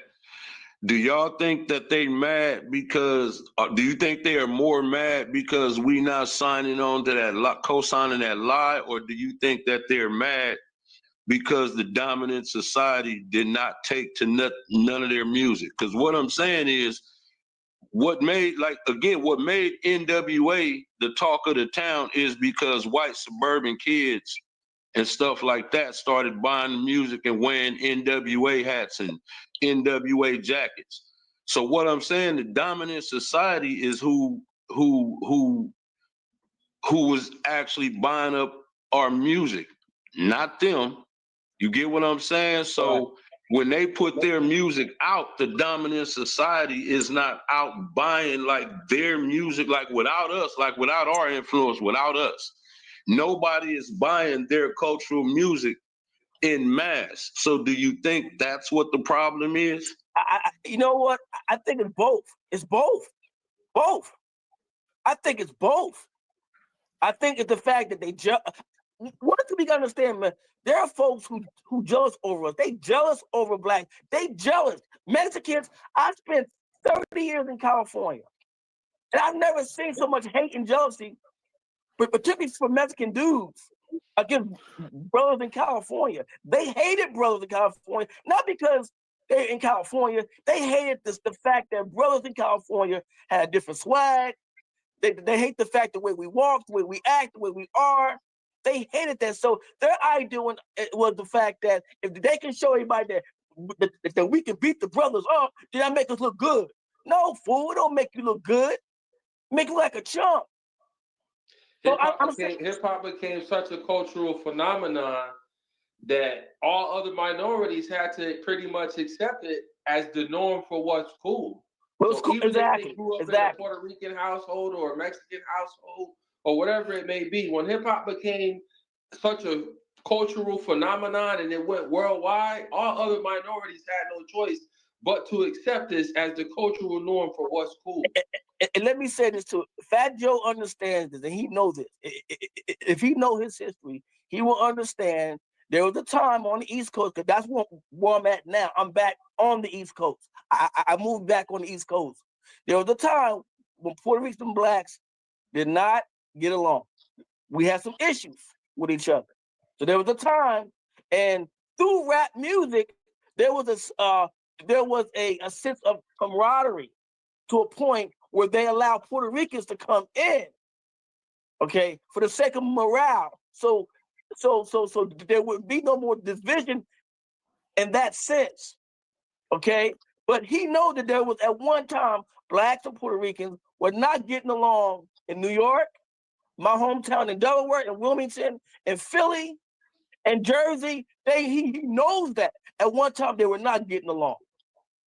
It's a time also when Latinos, Puerto Ricans, any persuasion of Latinos didn't even listen to hip hop.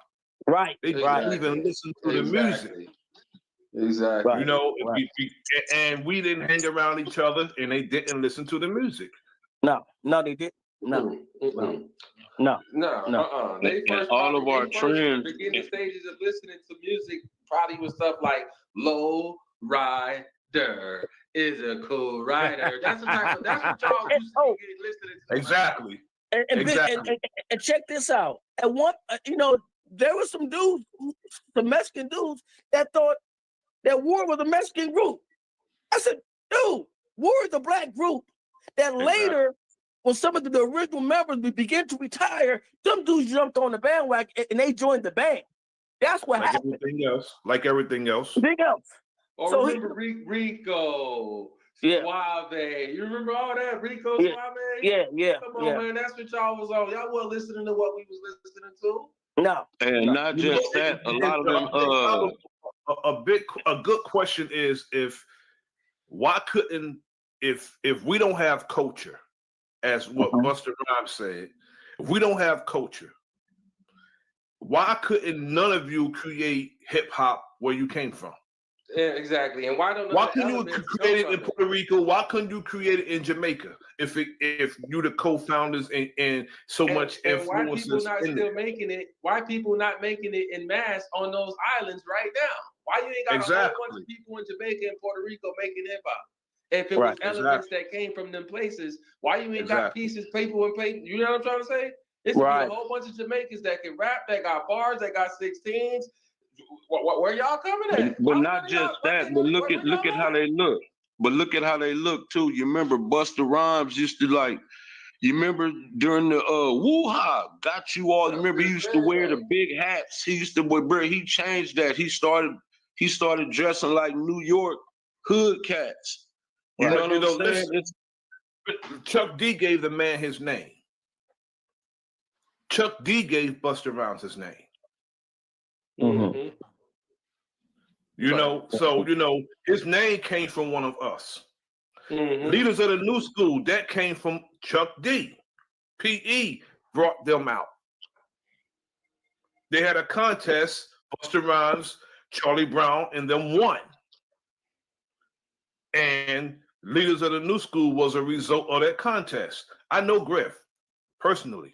Mm-hmm. I'm from Jersey. I know Griff personally. And we was in the rank and file in the Nation of Islam, Mosque number 7, New York, together. You know what I'm saying? So I know those brothers. And when they had the contest in Long Island, Leaders of the New School was a result of that. That's how Chuck D named it. I forgot what he used to call himself, Taheem or something. I'm glad you mentioned that, because with Leaders of the New School, that was Busta Rhymes and his original group that he, that got his feet in the door with. But Busta Rhymes has been associated with the Nation of Gods and Earth his entire career. He called himself God. Listen, brother. Associate. But I seen him on a Christmas commercial today. Everything that's got to do with the Nation of Islam and the Nation of Gods and Earth, that's all FBA, bro. Exactly. I seen Busta Rhymes. Busta Rhymes cat so much. I seen him on a Christmas. I seen Busta Rhymes on a Christmas commercial as one of the gods. I just seen it this morning. It's about an hour ago. It's funny. I'm looking at him like, what? Running through Walmart, right? Exactly. This is what we're doing now. You're supposed to be one of the gods, right? You running through Walmart. Exactly. Come on, man. Exactly. Yeah, but again, I made this argument on this show before. This is what's crazy to me. When KRS-One and MC Shan was doing battle, when he was doing South Bronx, kill that noise, and then KRS-One was okay. You remember they were talking about who created it and where it came from, right? That's what that battle was basically about, right? What did they mention any Latino name, either or? You remember now today they're trying to say it was everybody, but during that battle, who did they say and where did they say it came from? And was any Latino name involved in that battle? Any? When Busy B, Starsky and them was doing they rapping, who? Because what I'm saying, especially at the inception, if you co-created it, you could have threw some product out there, and because it was so brand new, if it was fly, it was gonna be. Because come on, Top Billing, songs like that, it was hot for the time because rap was so brand new. But then once it started evolving, and then you had groups like UTFO. Come on, man, Roxanne will never be created. They spit This is classic raps. Okay, y'all, where was y'all at during the Bismarckies, the Big Daddy Kanes, when LL, where were y'all at? It was being dominated by Run DMC, EPMD. Well, but check this out, bro. We go back further than that. See, I'm 58 years old, bro. I can go back to Treacherous 3, RC LeBlanc. Exactly. I can go back to the Skinny Boys. I go back old school, Spoonie G. No, what nobody rapping like Spoonie G. Rap like that dude that bitch up. Steady B. Right. So I'm saying that there were no Latinos, period, that was in the tap. Just with the top 10, there were no Latinos at that time. Not one. If I can remember, there was none. So Fat Joe, for some reason or another, I don't know what his problem is. I don't know who's paying him. I don't know where he's getting this idea from. But this dude needs to stop. And I hope Lord Jamal is listening, where he can confront Fat Joe on what he said about Lord Jamal. I think that was jacked up. That was cowardly with what he did. That was cowardly because he knows if Lord Jamal was sitting right there in that chair on that interview, he wouldn't have said what. All right, guys, I was trying to cook. Hey, Marquise, how you doing, my buddy? How you doing? How y'all doing? I don't even have a holiday song for y'all. I am terrible. Please forgive me. Say, please forgive me. Forgive me. Forgive me. Right. But I want to go into what Chuck No Joke had to say, right?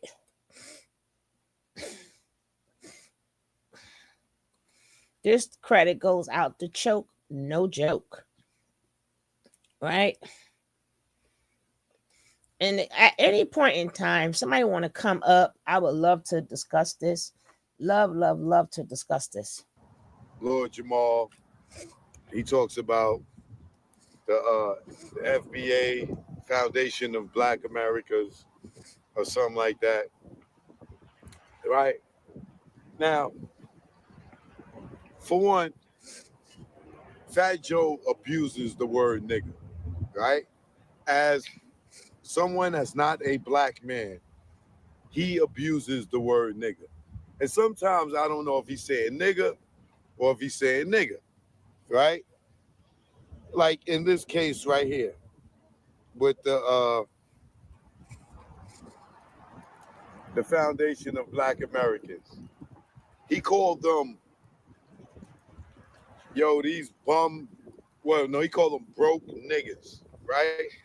Now, being that he's not using the word nigga as a term of endearment, like, my niggas, you know what I'm saying? Because we give him a pass on the nigga word because he grew up around blacks and he grew up in the neighborhood. So, some Spanish people, not many of them, not all of them, some of them don't Umi, even your use the word video is nigga. next. You know How what my I'm saying? baby? Because nigga, I'm going to review Umi video next, baby. That will be next. Hopefully, y'all all have a joyous holiday. it's still a derogatory term depending on who it's coming from, right? Or what race is coming from. Spanish people, they get a somewhat pass, right? But Fat Joe abuses his pass. You know what I'm saying? And on the strength of dudes like B.O., Showbiz, A.G., Diamond D, Buck Wild, Lord Finesse, Party Artie, dudes like these dudes, Fat Joe has gotten a pass on when it comes to using the word nigga. But like I say, he abuses it. But to me, I look at Fat Joe as a parody of a black man, right? Like Fat Joe in his head, he think that he's black, right? He think because he grew up around all these black people, he think that he's black. This is why he abuses the word nigga, right? So, like I said, in this case, if he has a problem with somebody and uses the word nigga, is he saying nigger or is he saying nigga? Because he said, these broke niggas. Like, he got a problem with them. So is he saying nigger or is he saying niggas? And he said, you see this dude? This fucking nigga? Right? Now, he used the word nigga too much, right? But a lot of niggas are scared, meaning black African American men are scared to address him because they scared of, his war stories, him being down with Terror Squad, all this other, nonsense is, they don't choose to check them on it or let them know that it makes them feel uncomfortable. Now, that's just the nigga word, right? Now, from the other aspect of it, him going at Lord Jamar, he says Lord Jamar used to be a legend, right? I don't know if us as a collective as black people or hip hop heads took Lord Jamar's legend back. I don't know who Fat Joe is to be able to take away his legendary card or say that he's not a legend anymore. That's not even his place to say that, right? But I sit there and I wonder, who the hell gave Fat Joe the audacity to say that Lord Jamar is not a legend anymore? Like, who? How can he say that? Now, here's my problem with Math Hoffman. These niggas is in the barbershop. This is barbershop talk, right? Nobody in the barbershops look like Fat Joe. Everybody in the barbershop is African American, black, or maybe of Caribbean descent, maybe, I don't know, or African descent. But nobody in the barbershop looks like Fat Joe. He's the only Latino in there, but he keeps spitting the word nigga, and none of them in there checked him on the nigga. Like, yo, Joe, chill with the nigga word, because you're calling the foundation of black Africans niggers, and you're not black. But like I tell y'all, Fat Joe to me is a parody of a black person. Let me give you a better example.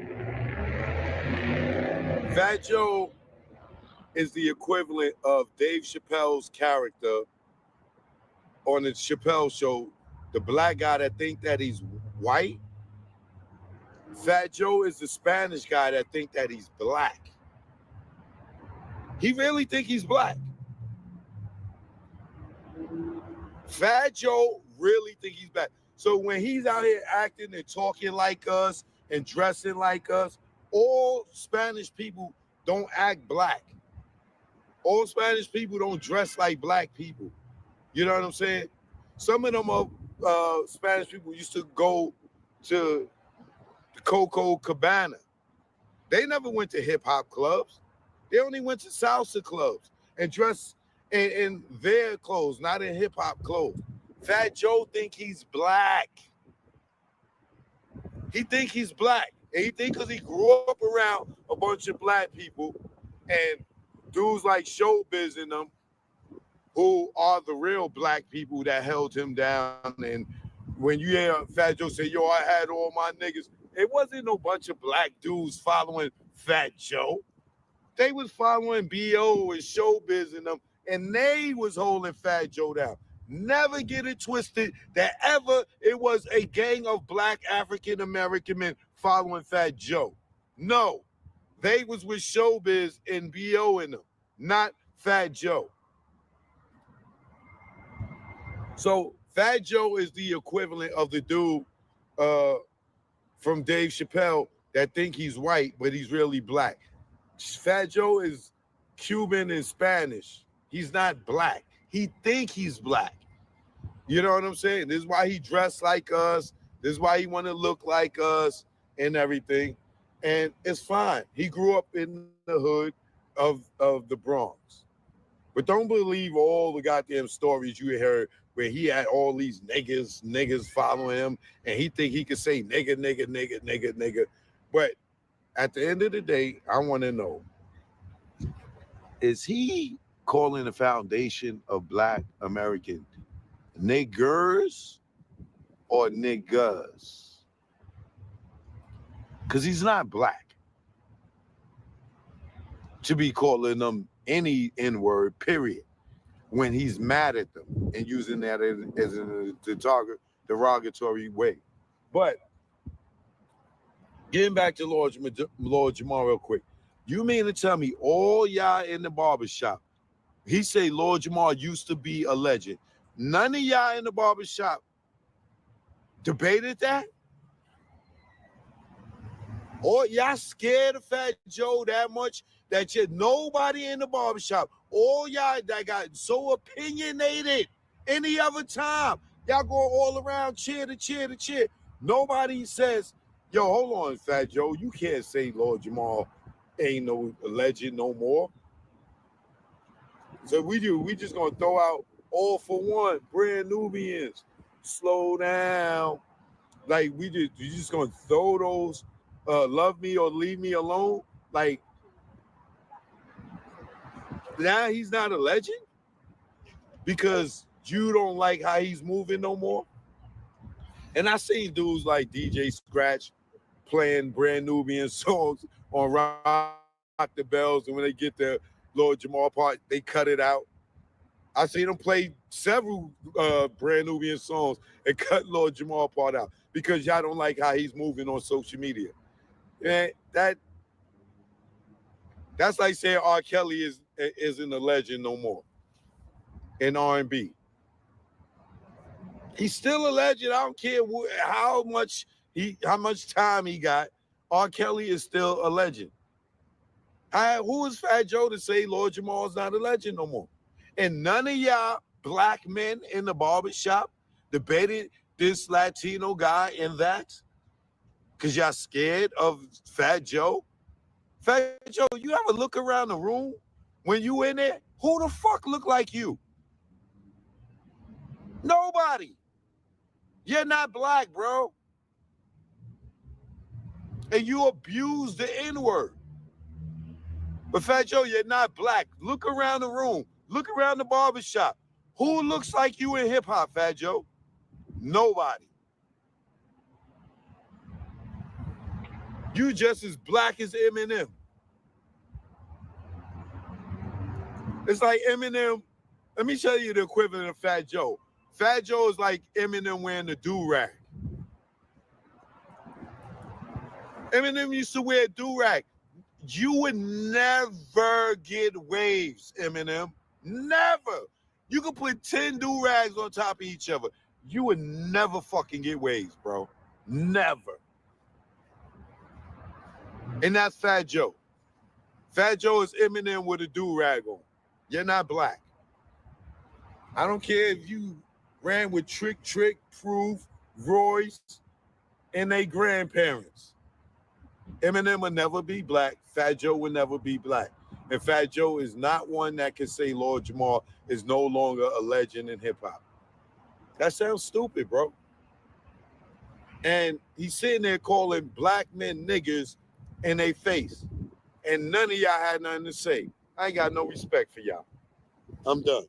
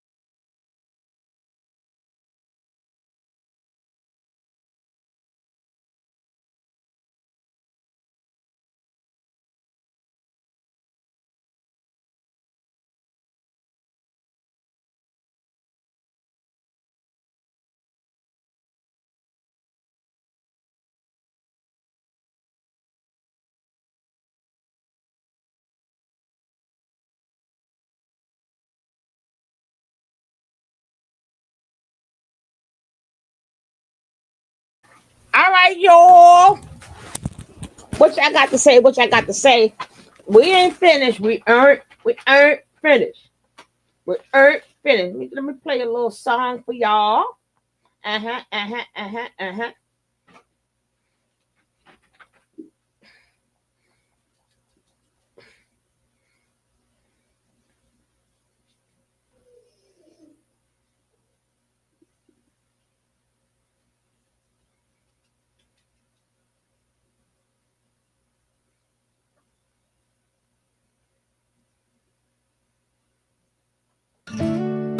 Holiday, do a little kindness. Others showed a little today. Somebody in need of love today. Kindness helps along the way. Are you the one who shows love? Someone you don't know at all. Catch them when they start to fall. A simple act can stand tall. We're stronger when love calls.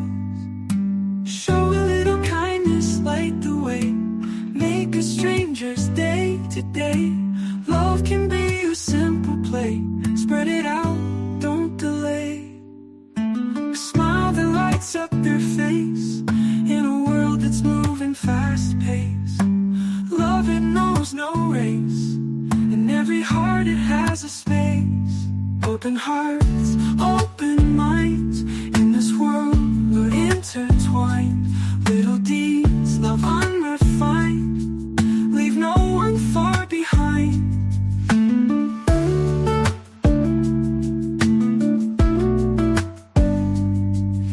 Someone you don't know at all. Catch them when they start to fall. A simple act can start to fall. We're stronger when love calls.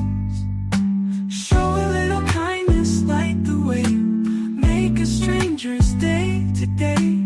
Love can be a simple play. Spread it out, don't delay. A small little kindness, light the way. Make a stranger's day today. Love can be a simple play. Spread it out, don't delay.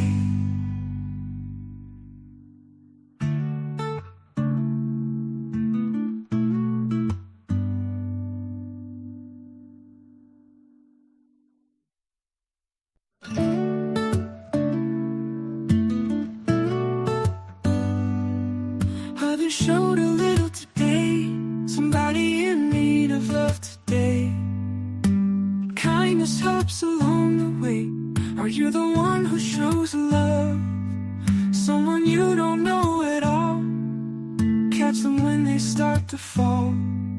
A simple act can stand tall. We're stronger when love calls. Show a little kindness, light the way. Make a stranger's day today. Love can be a simple play. Spread it out, don't delay. A smile that lights up their face. In a world that's moving fast paced. Love, it knows no race. In every heart it has a space. Open hearts, open minds. In this world we're intertwined. Little deeds, love unrefined. Leave no one far behind.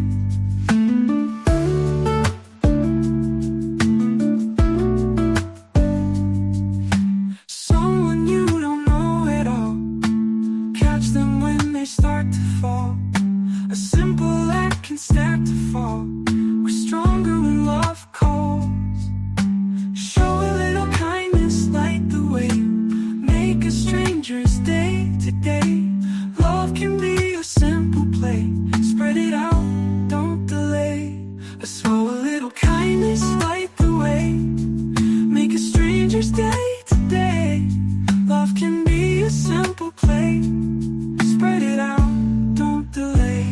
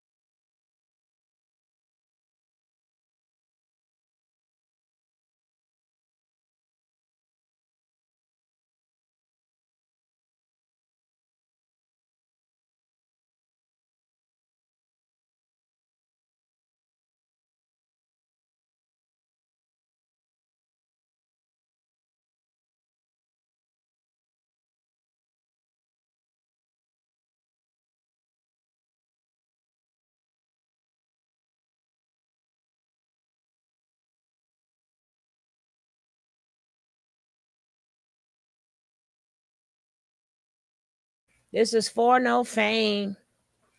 I love this guy's work is really good.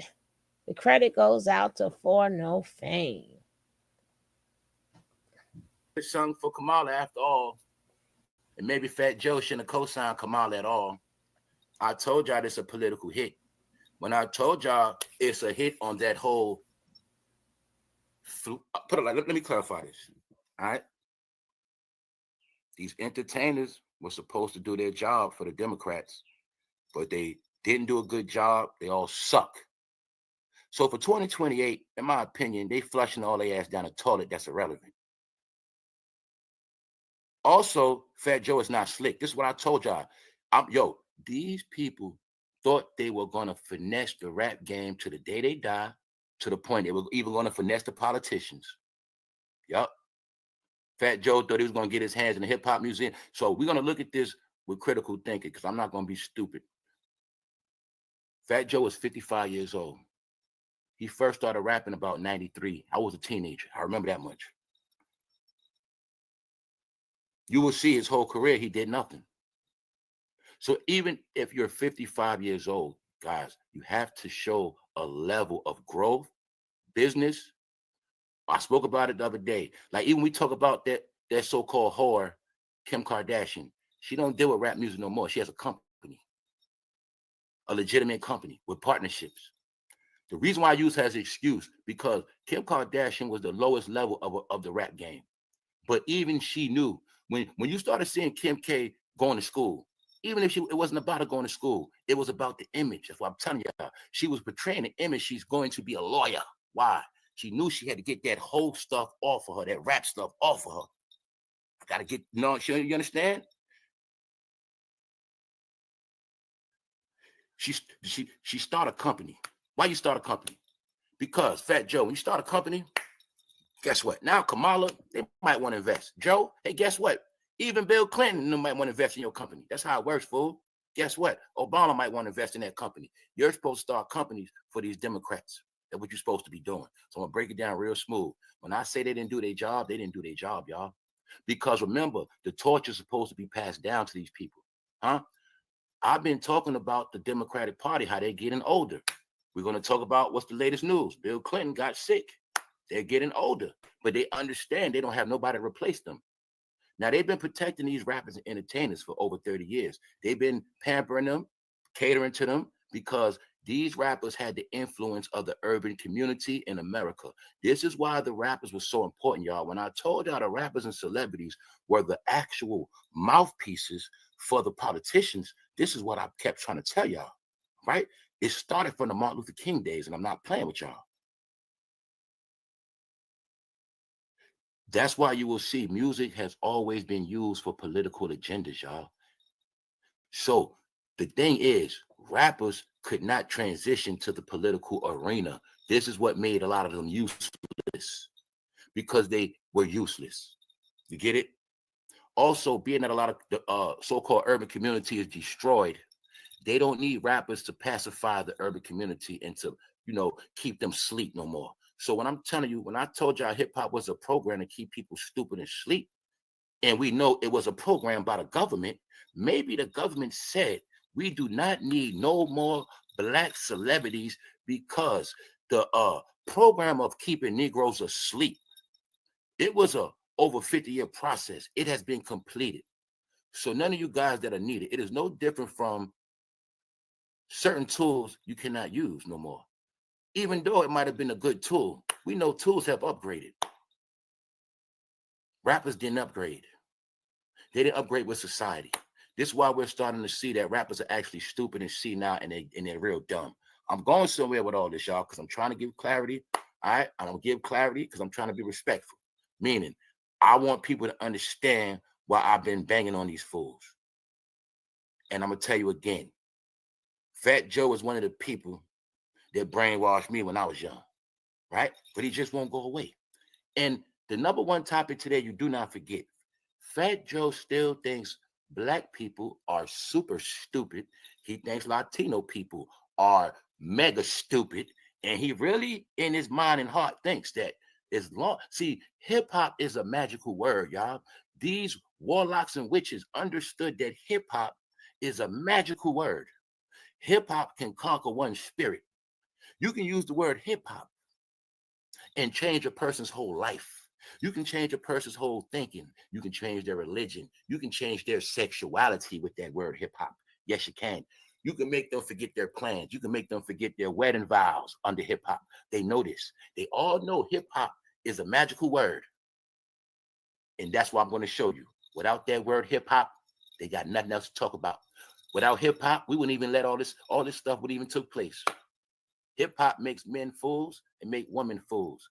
Hip hop make men fruity and make women fruity. Hip hop make men ride men nuts. Hip hop make men get on their knee and put another man's you know what in their mouth. That's what hip hop does. Hip hop will make a man put his face in another man's lap. Yup, that's what it does. Hip hop has power, y'all. So let's go. I'm going somewhere with it because I ain't about to stop. Let's go. Let's go. So like I said, everybody's partying and joking. Now I'm gonna slow this down so much. Shout out to Judah Bay, because Judah Bay was speaking about Fat Joe yesterday. But I didn't know Fat Joe was trending because he's being destroyed and disgraced. Now check it out. This is what we was talking about. When I said what, y'all? I said all these people are going to act like they have nothing to do with none of this. I spoke about how everybody from their team is going to be trying to get their money up on their money grab because they all know this their last days of getting money. They all know this, all right? So we're going to look at Fat Joe fat ass. Fat Joe, you're down with Diddy. You're down with Jay-Z. Your history is 30 years.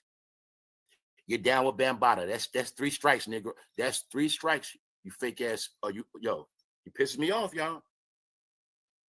Let's break down Fat Joe. I want this to be real smart and educated because I think Fat Joe been seeing these videos because he done went on Math Hoffa trying to explain himself. If you notice, Fat Joe been tap dancing, but I had no clue. It might have been off the stuff I was saying. Let's slow this down. Fat Joe, you came in this game. You're part of Zulu Nation. Africa Bambaataa, the supreme booty snatcher. Yes. All right. African Bambaataa, the king on the throne of child trafficking. That's right. He is the godfather of hip hop. He is the godfather of hypnotizing Negroes off rap. And Africa Bambaataa is the what? The soul snatcher of them black booties of what? Hip hop. That's right. Fat Joe knows this. Fat Joe knows Bambaataa personally. He knows him from a boy. He knows him very well. Then you're gonna see none of them went against Bambaataa. We're gonna make this real slow. See, they thought you was gonna stay getting high forever. They thought Fat Joe thought y'all was gonna stay getting drunk on Ciroc.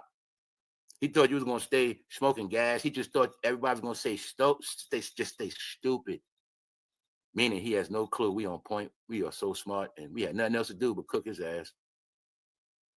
Fat Joe, when you gonna prove that you're Puerto Rican? When you gonna prove you're Latino? It's very simple. All you gotta do is pull up. All you gotta do is chill with some family members, bro. And I ain't talking about no people off the street. I'm talking about at a table, at a house with family members, right? I want to see your fat ass in the kitchen. That's what I want to see. Anyway, Fat Joe. See, people from New York, we know the truth. Everybody from hip hop know the truth. For one, Fat Joe would have been gone a long time ago if it wasn't for this man named Big Pun. All right? If it wasn't for Big Pun, you wouldn't even be here right now. If it wasn't for Big Pun, Remy Ma, wouldn't even be here right now. We're going to talk about Remy Ma because I already told you that about a week ago, she's a goofy. Remy, you're a goofy because you came out of jail and you went under Fat Joe. Super goofy. Even though Fat Joe put his hands on Papoose allegedly. Let's go. Who up in here? I'm taking my time. Okay, we're taking our time. Fat Joe came in this game under Africa Bambaataa. The black boy, the black boy boogeyman. All right. When we was raised about the boogeyman, we had no clue it was Africa Bambaataa the whole time. We had no clue. Yes. So that's one of Fat Joe's daddies. All right. Period. That's his father. Strike one. Who else? Fat Joe. Diddy. Jay-Z. Russell Simmons. Those are all your leaders, Fat Joe. But see, You thought all the people of a certain age was dead in jail. That's what they all thought, y'all. See, they all thought everybody from a certain age was dead in jail. Because see, Fat Joe knew the program. Fat Joe, Cameron, Jim Jones, Jay-Z, Jadakiss. See, they all knew the program that their job was to kick these raps. So a lot of black men will go to jail. Meaning, there's no such thing as a commercial when you're trying to fill up a jail. There's no such thing as a commercial for a Glock 9. There's no such thing as a commercial for that lean. So all these rappers knew they had a job to do. And their job was to fill up them prisons. They all knew that. In the closet, Nicole. In the closet. Their job was in the to fill up prisons. closet. Their job was to boost those statistics. What's the statistics, y'all? Because y'all didn't know. See, we thought that crime bill was over, y'all. Guess what? We was living in the crime bill the whole time. Actually, the crime bill just ended with Joe. I think that was a smack in the face, y'all. I'm putting this whole thing together. When I kept telling y'all it was a 30th anniversary for, look, the crime bill started 93, 94, around that time. It started with who? Joe Biden pushing it. Then the crime bill ended with Joe Biden in the White House retiring. I won't be So when I told y'all that hip hop program was controlled by the Blue Party, I'm talking about gangster rap. That's what I mean, and I'm proving it. Because soon as Joe and I'm out of office, somehow gangster rap has been closed. Even though the Blue Party was the main people that gave you drill rap. They behind that drill rap. Yep. No, drill rap was political. Green eggs and ham. What Nick Why am I meant saying to that? say. Because the rappers know their job was to what? Make black and brown die. Make black and brown die. Make black and brown die. You gaslight black and brown death. And during that black and brown death, people out of that gonna go to prison.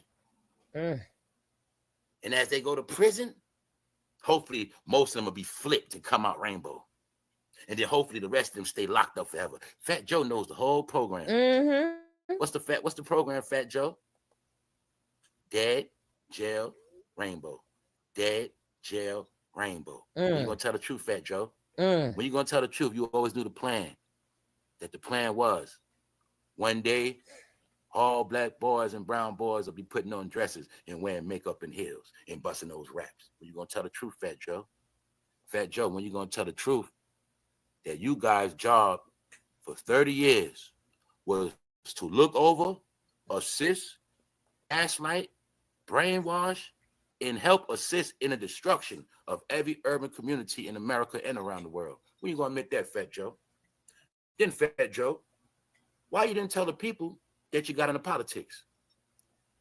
Or as a grown man, why you didn't tell the people that you cleaned up, you got your life together? You went from terror squad, terrorizing people, to standing on White House lawn with terror squad dead in jail. Now you on White House lawns. Now you're supposed to be speaking the truth. But you want us to think you was never down with Diddy, Jay-Z, and the rest of them. Fat Joe, it's a lot of things I be want to say on this internet. Salute Front Street. I'm telling y'all, I'm going to say it again. If I could have got paid to be an undercover person to take all their ass out, mainly Fat Joe, I'd do it. I would have did it. Yup. I wouldn't take him out. I just shoot him in his feet. You know what I'm saying? That's what I do to Fat Joe. Because I don't like him. Let's go. I'm just playing, y'all. I'm just playing, man. Guess what? It's starting to cook.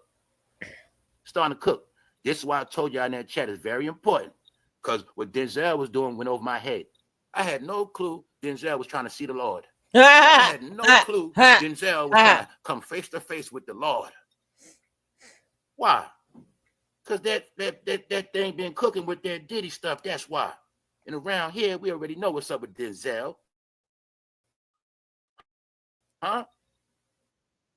Is it because he been mentioning these parties? Let's slow it down. Let's rewind. Well, Denzel was coming out with Gladiator 2.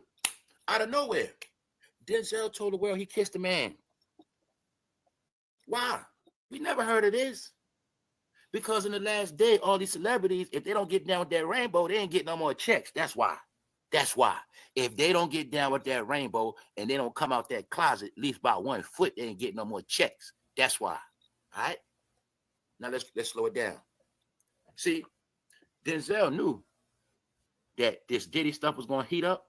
See, when I broke down, I said the smart actors, they been got themselves away from Diddy, because when you're an actor, your job, your next gig is on your face, and they know that Diddy stuff gonna get you messed up. So the smart people know what? Get in front of it. Who got in front of the Diddy news? Denzel Washington, Jamie Foxx, Nick Cannon tried it. Thank you very much. So check it out. Denzel Washington, y'all. I told you he's a piece of crap. Then on top of that, you're gonna see something. What I say. When all this stuff happened, it was a joke. But until it got to that situation, like with that minor situation, then you're going to see things, it went to another level.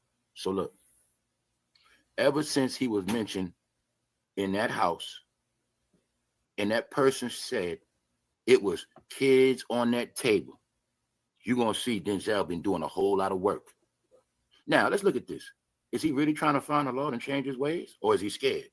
Or does he still think black people stupid? Is Denzel Washington stupid? Does he not know what? His fan base is from a certain age. Does he not know that?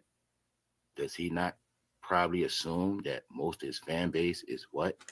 In the church? What did I tell y'all?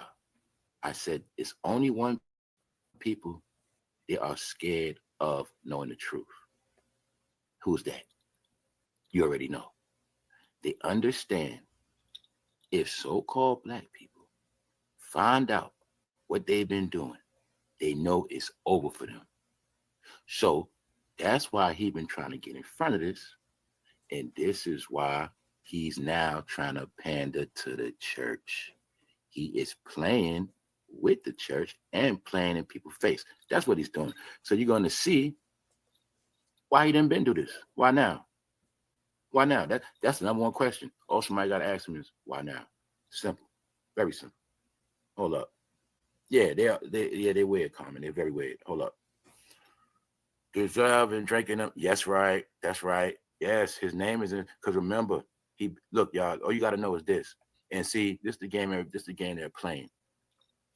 Everybody is trying to make it like it's a Diddy party, one party. No. If you know for a fact that this individual been around for how long? About 30 something, right? So if he's been around for over 30 years, what does that tell you? Actually, he been in the game before Sean. That's what that tell you. You see what's going on, right? So when I was telling people that majority of this whole thing been manipulated through the internet, this is what I'm giving y'all. When I tell y'all, pardon me, I had to turn down because somebody rudely walked into my space. Yeah. So anyway, peep game, y'all. Check it out. Ask yourself, why is Denzel doing this now? Because remember, we're going to get into Ray J. Ray J said this Diddy stuff is a conspiracy. Ray J said it's all lies, y'all. Ray J said it's all lies. Now, I keep telling y'all, I swear to God, when I wake up, I don't want to talk about no race. But we are all in a country where we had race shoved down our throat our whole life, all right? And the only way some people understand is when I put it in race perspectives. That's what makes it simple for everybody to understand. When I kept telling y'all, these people think black people are stupid. Let's ask a question in the chat. Keep up with me real quick. Is Denzel Washington doing this for black people or white people? Who is he doing this for? Black people or white people? Is he trying to convince black people or white people? Do white people really care? Do black people care? Who is he doing this for, y'all? Who is he trying to deceive? Let's talk about it. Christmas Eve, y'all. Let's go. Thank you, Miss Bryant. Zebra said white. That's part of it, but not really. That's part of it. But because it put it like this. He knows if he loses that black community, he's finished. See? When I speak about white people, we know white people have many different religions. When we speak about pagan behavior, we know pagan go back before religion. So I'm going to say he's not scared of white people. He's scared of black people. Why? Because black people, they don't See, let me make it real simple with Denzel. See, Denzel knows. Once that satanic talk start coming out on Denzel for real, because remember, Denzel ain't in the headlines. He's on the underground. See? So that's why when I told y'all they being slayed on the underground, now I'm going to show you media again. I'm going to show y'all everything. That's why I'm going to take my time. See, Denzel is playing games on the overground, meaning the real media, the real public.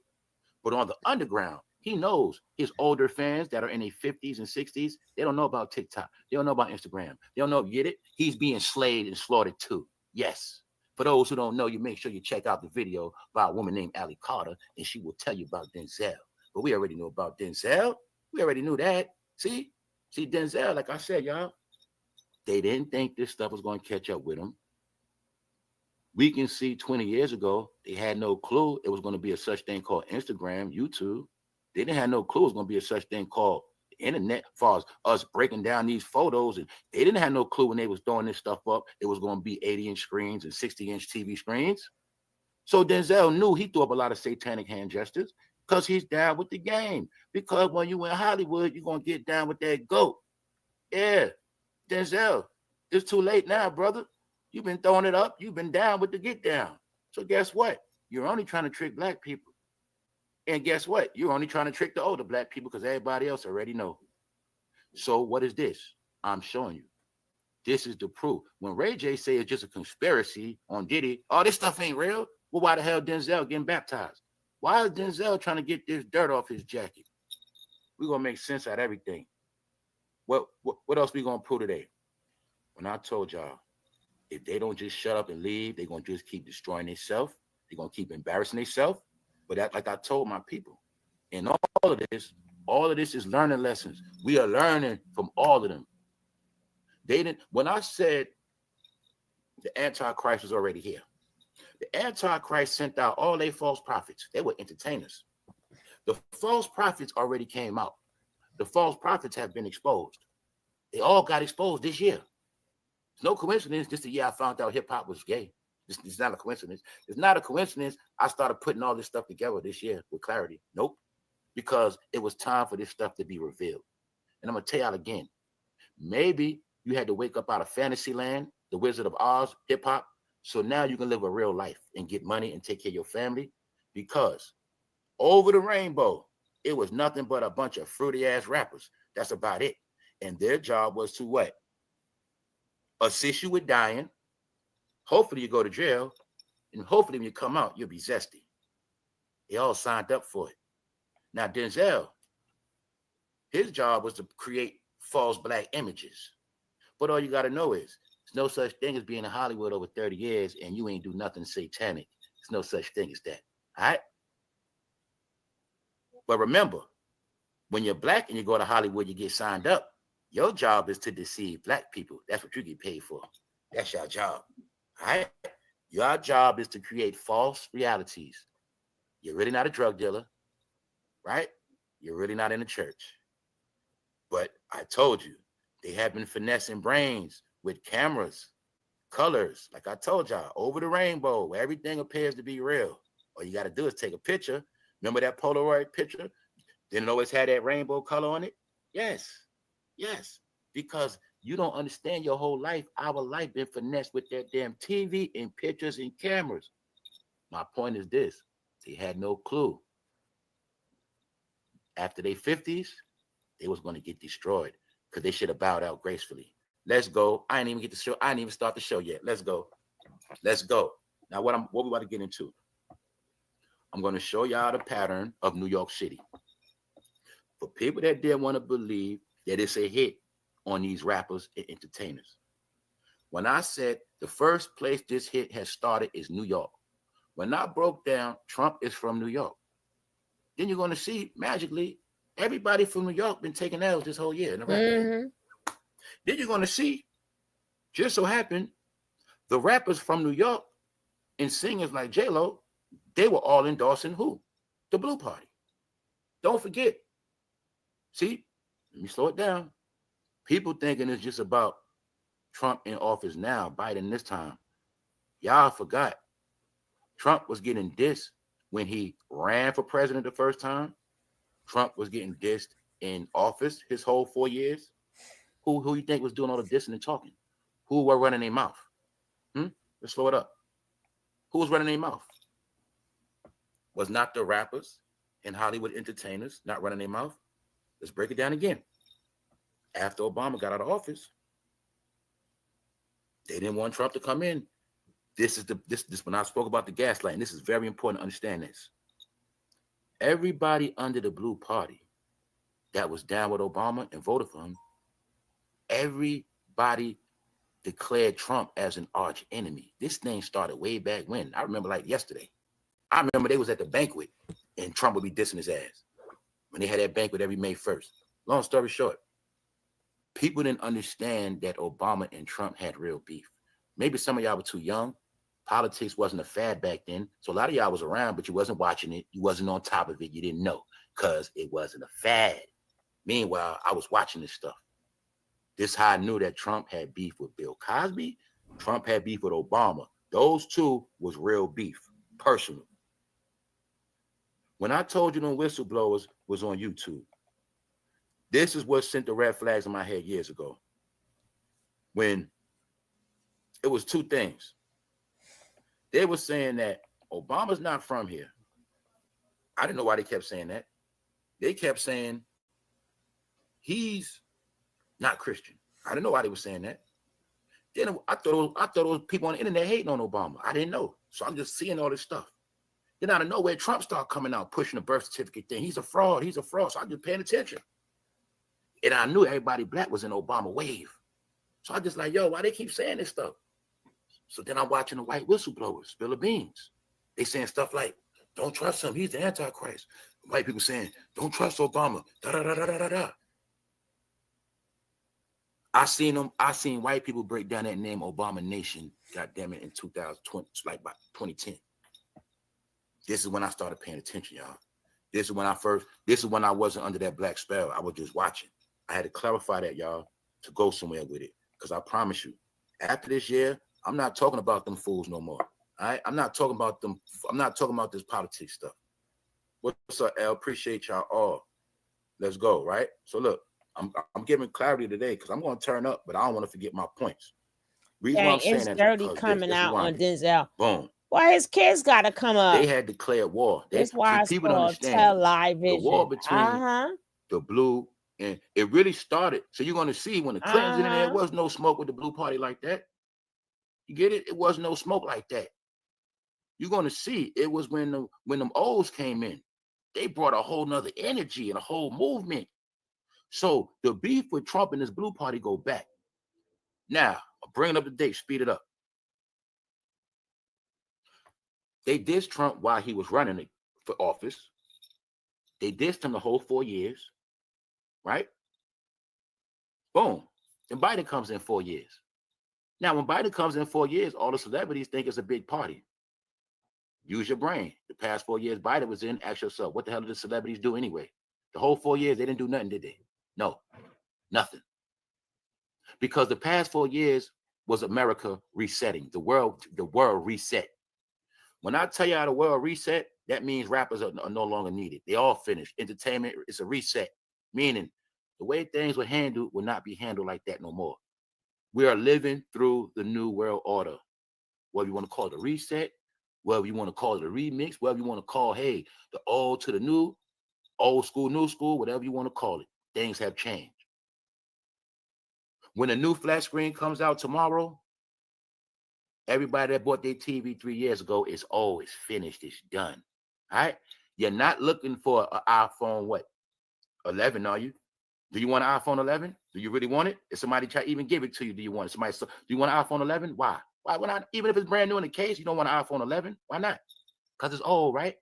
But why you want to accept the fact that this rap shit is old too? How come every other fad played out, but people don't want to let this go? I'm going somewhere with it, y'all. Now I'm going to show y'all something. See, they're all from New York. Now, look, some things are coincidence, but some things coincide. Now, ask yourself a question. Jenny from the Block is from the Bronx. Cardi B is from the Bronx. And Fat Joe is from the Bronx. Now, ask yourself a question. How are all three of them in trouble right now? How are all three of them on the bad side of things? Each and every last one of them, I told y'all their career was over. Fat Joe, Cardi B, J-Lo. They're all three of them from New York. All three of them Hispanic backgrounds. But all three of them forgot who Donald Trump was. That's first. For two, on top of that, they all got on a campaign. Not only on a campaign, they ran their mouth against Trump. Strike two. So I'm going somewhere with it. Because now, get ready, y'all. Do what you got to do. Because we are not about to destroy some rappers on Christmas Eve. We're about to really wrap up some rappers. We about to wrap their ass up. Give me 1 second. Give me 1 second. What's up, Swirl Girl? Salute to the chat. Who up in here? What's up, Chevy? What's up, Chevy? What's up? What's good, y'all? Who up in here? What's up, Latasha Jordan? Dion, what's up? What's up, Jay? What's up, Jay? Jay Bonner? Can you see how Cardi B was so ignorant? She's reading a cell phone, y'all, at a Democratic convention. Let's slow it down, y'all. When has this ever happened? I told y'all when this happened. This meant Cardi B career was over. I'm going to say it again. It is no coincidence her rap department at Atlantic Records is closed. It's closed. Kevin Lau stepped down. It's closed. Her rap department is closed. Then I had to remind people, Cardi B started on the internet. Far as we know, Joe and them could have been behind her from day one. They could have been the ones created this chick. We don't know that. Huh? First of all, what made her dumb ass be on the campaign anyway, when we know goddamn well she can't read? Then for two, when have we ever seen somebody at a campaign on a phone? This is the proof. The Democrats knew Cardi B was stupid. They also knew we only used you, Cardi B, the last term because you was the hottest rapper on the planet. When you made that song, Bo That Yellow, Cardi, you was hot and smoking, and you had a lot of influence. That is the only reason why they used you that last campaign, Cardi. You just didn't know it. You were the top rap in the world. That's why they used you.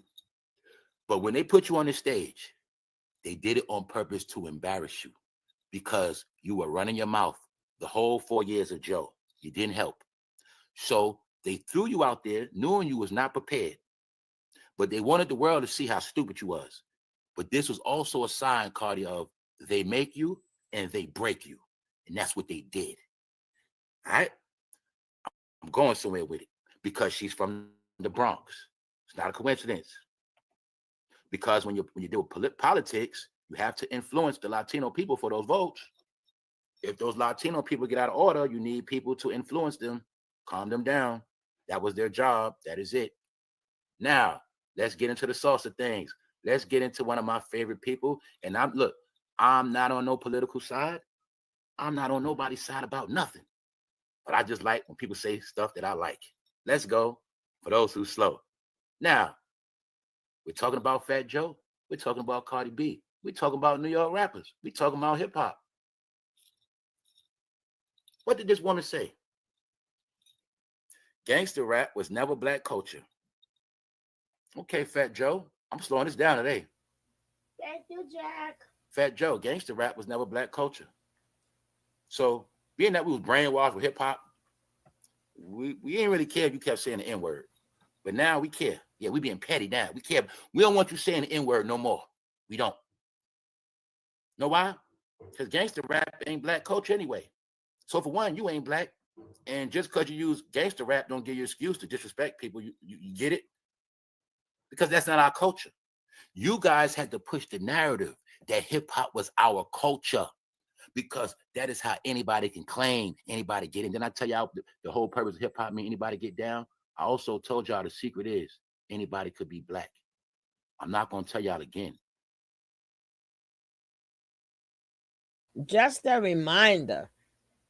Y'all got to remember, if you go back, right? Yes, I'm munching on some caramel candy, Nicole. If it's okay with you, I'm munching. Thank you highly. But y'all know I need something to munch on. But when they was talking about J-Lo, right? Remember, this is the season Nene. Nene, when you was calling me, I was on the other line, and then I went live. But thank you for reaching out, you and Jackie, for my dog. I'm going to put a picture of my dog up here before I leave. But hey, sissy. Hey, all my sisters. Now that I got all my sisters here together, before I finish, of course I'm going to put on the sister song. Of course I'm going to put on the sister song.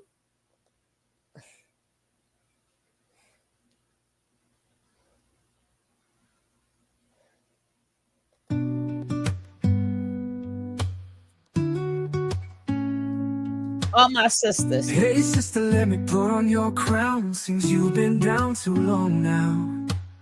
Sisters, pick up one another. Let me put on your crown. I miss that smile you used to wear, shimmering like sun in the air. You're a queen, just remember. Let me put on your crown. Rise up, sister, don't fall. You are the queen of it all. Rise up, sister, stand tall. Let me put on your crown.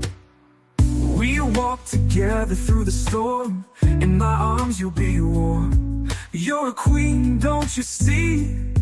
This crown was meant to be. Rise from the ashes tonight. Your spirit shining so bright. You're a queen, don't you see? This crown was meant to be.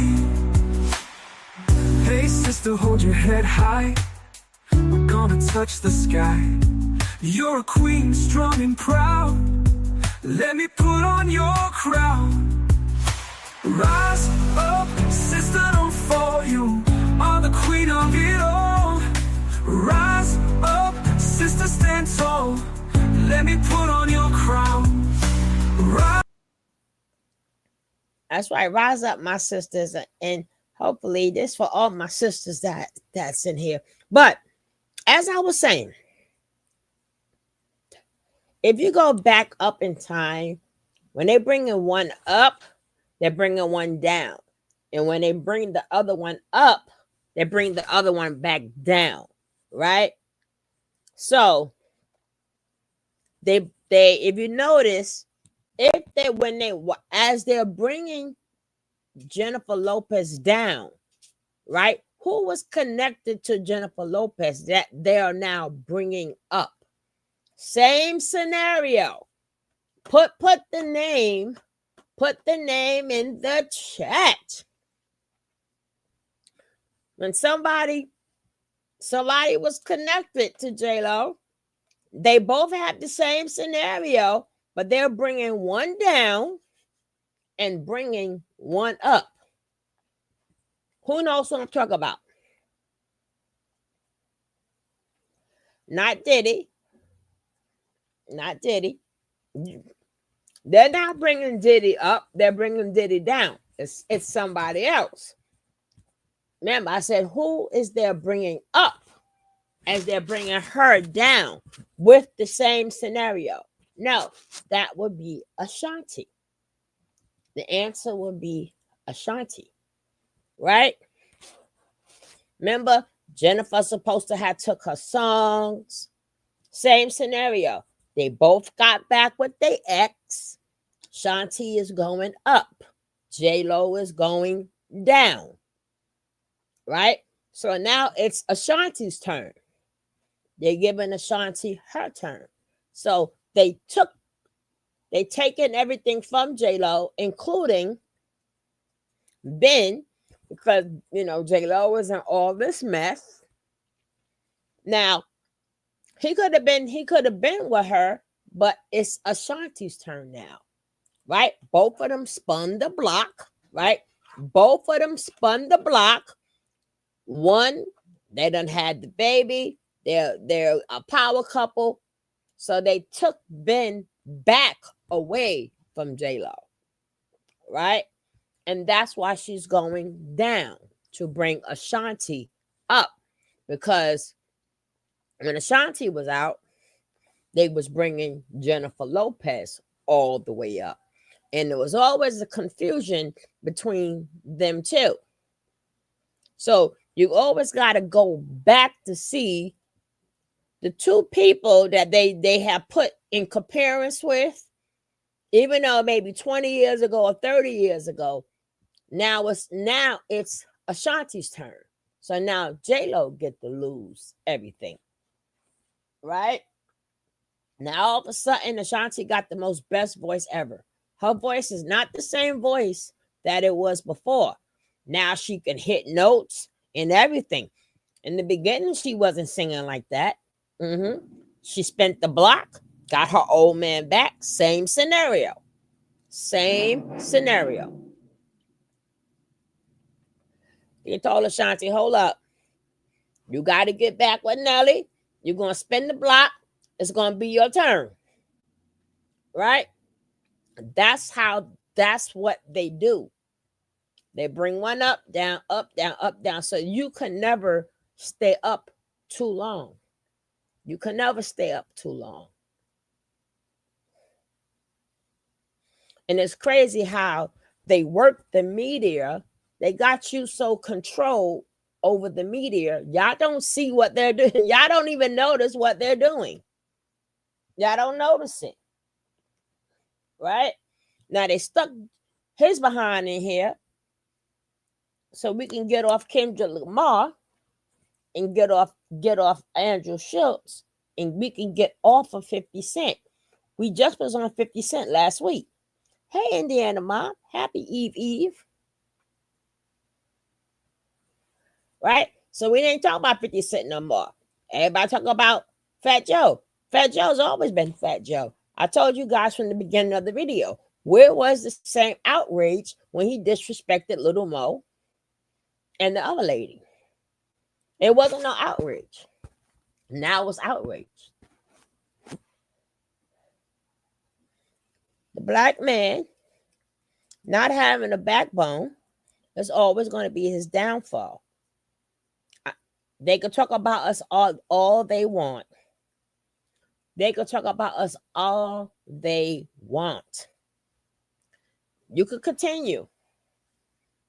And you're going to keep showing other men how to treat you. Right? As you think that you can talk to us, well, an itch is an itch. First of all, you are in control of you. It doesn't matter how somebody lived their life. It doesn't give you the right to treat them any other way that unless they do something to you. If they have never done anything to you, that doesn't give you the right to figure because she's out there or he's out there doing this, this, and this. I have the right to talk to them the way I want them or put them in a category. Who the hell are you?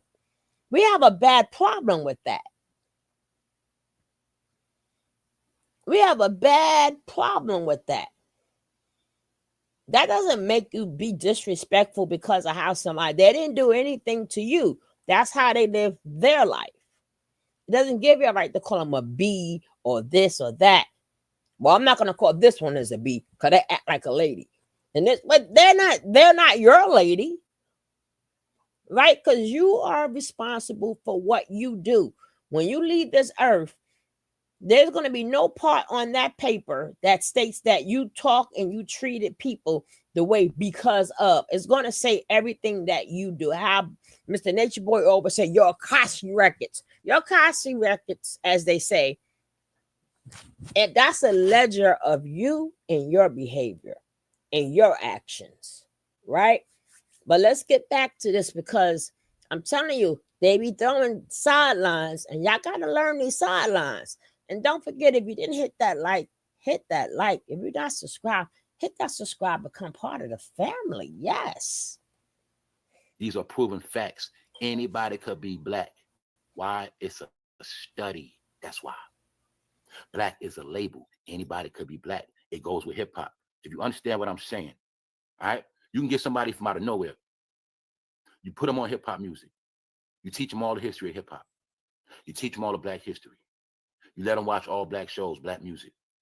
You teach them all the black foods. After a while, that person will be black. Yes, they will. Why?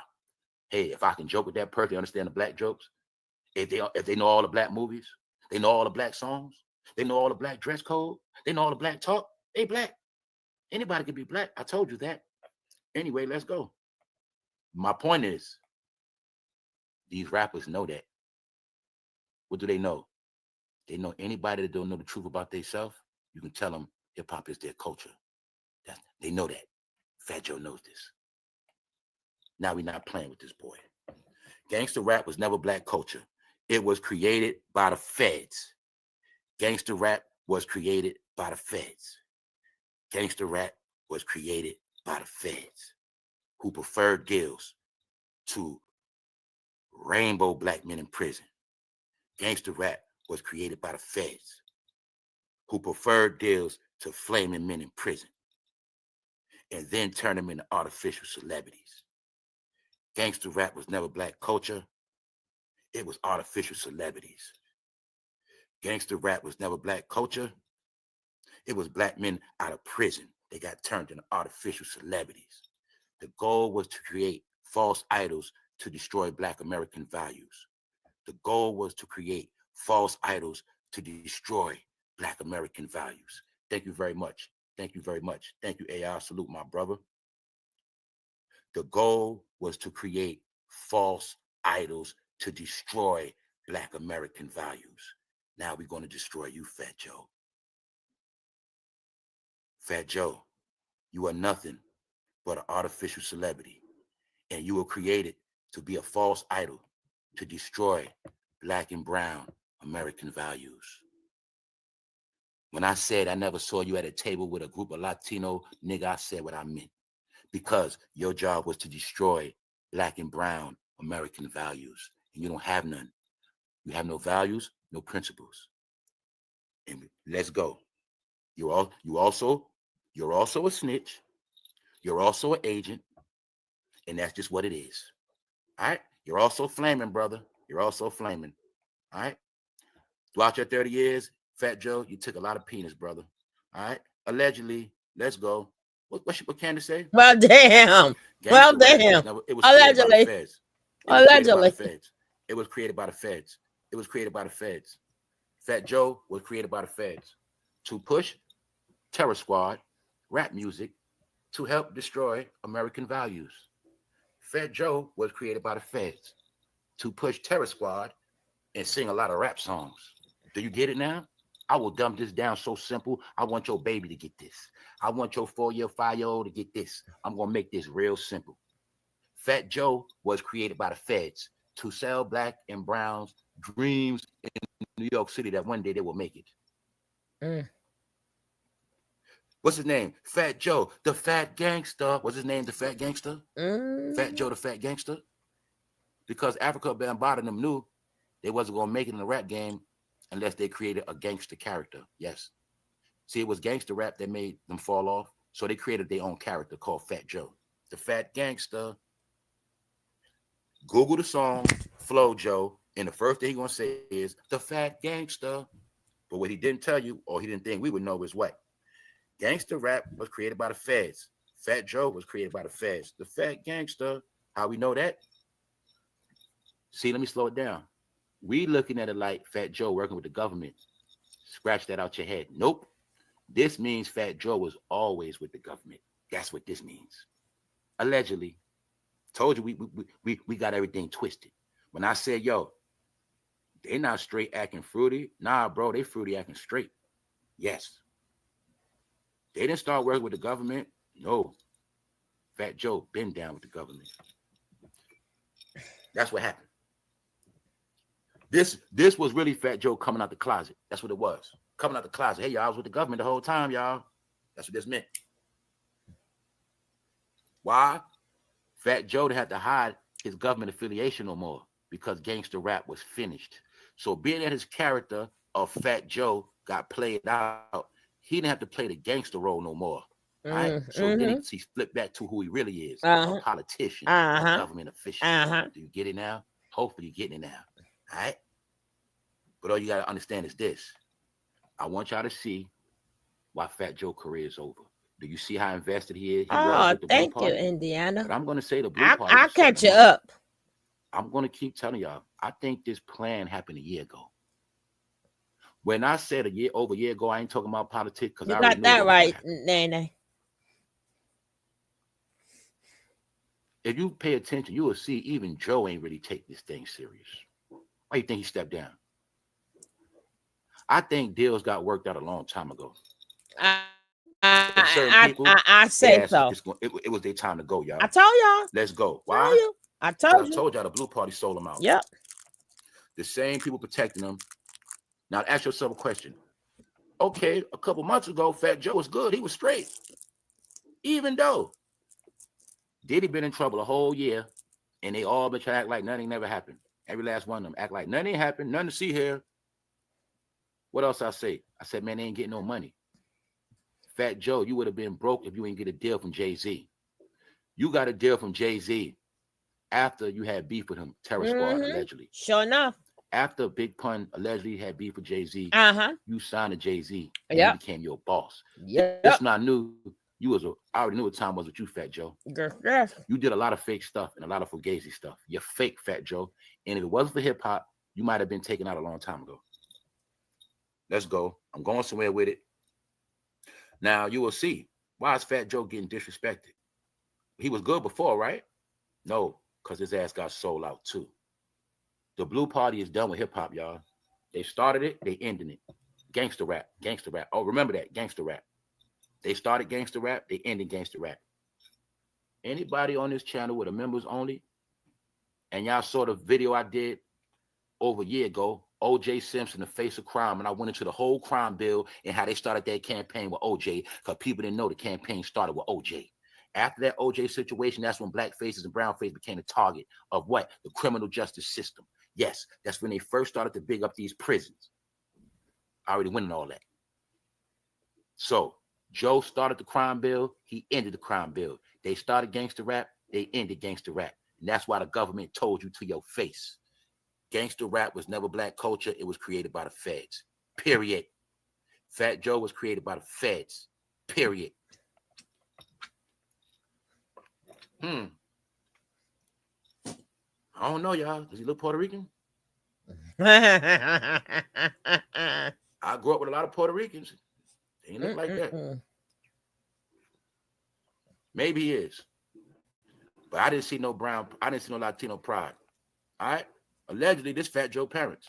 Fat Joe, you're not slick. Let me find out you found him on the street. Ooh. Let me find out you got two people out of nowhere and then gonna put on your glasses to throw it off so we can't see who's who. But at the end of the day, Fat Joe, even they was your parents, guess what? Man, they ain't Puerto Rican fool. They ain't gonna trick me.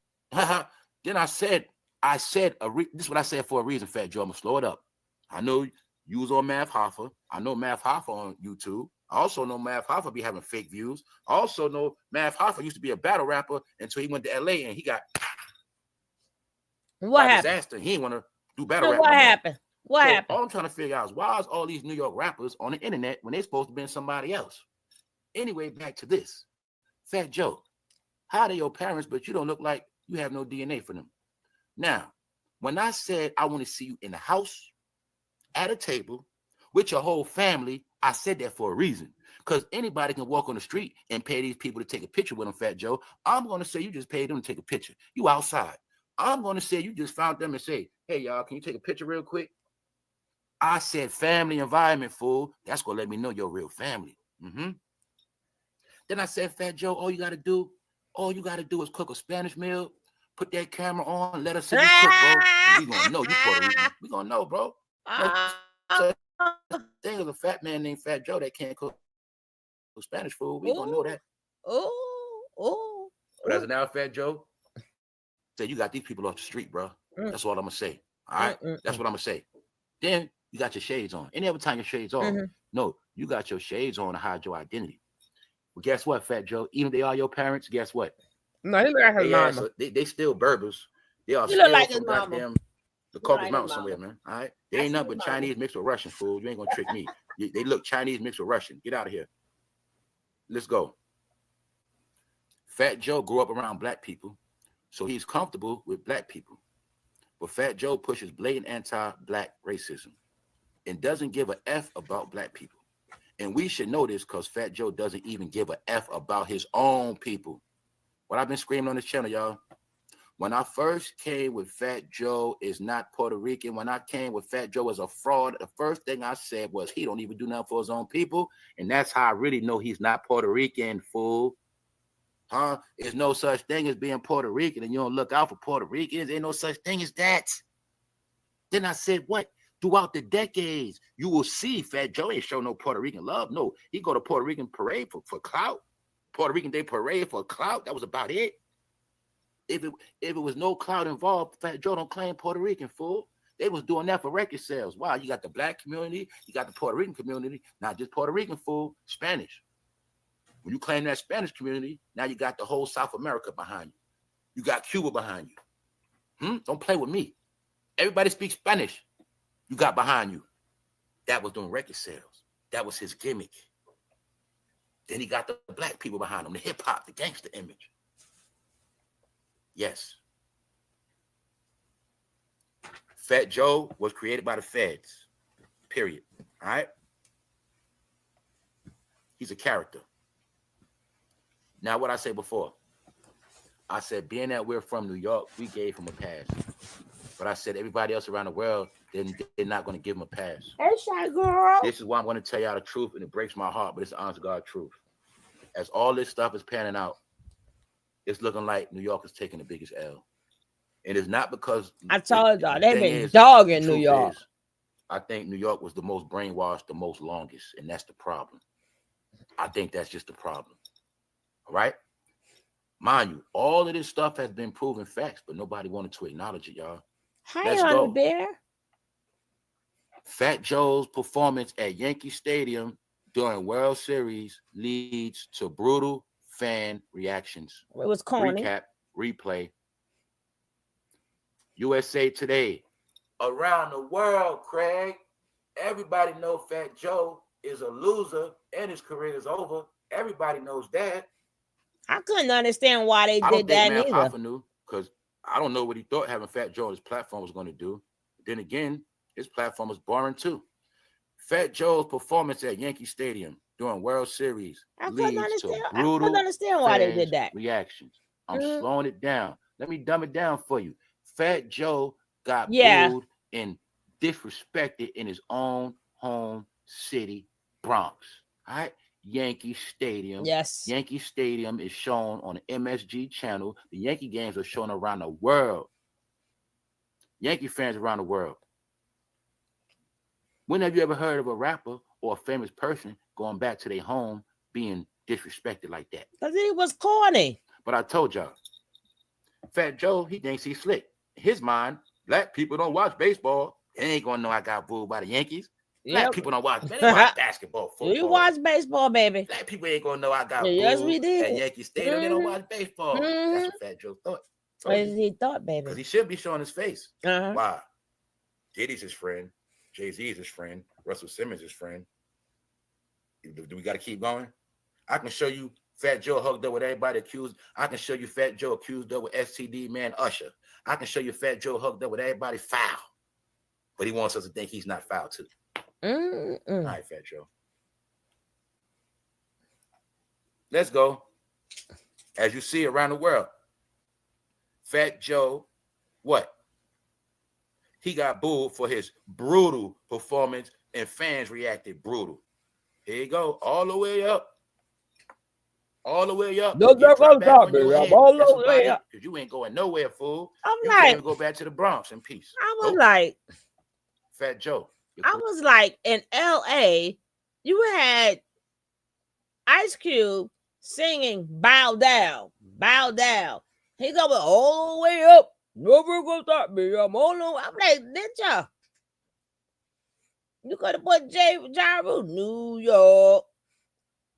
And then they was talking about Jay-Z, but his New York song would have went way better with him and Alicia Keys. Would have went way better than that. I was like, what the hell was they thinking of?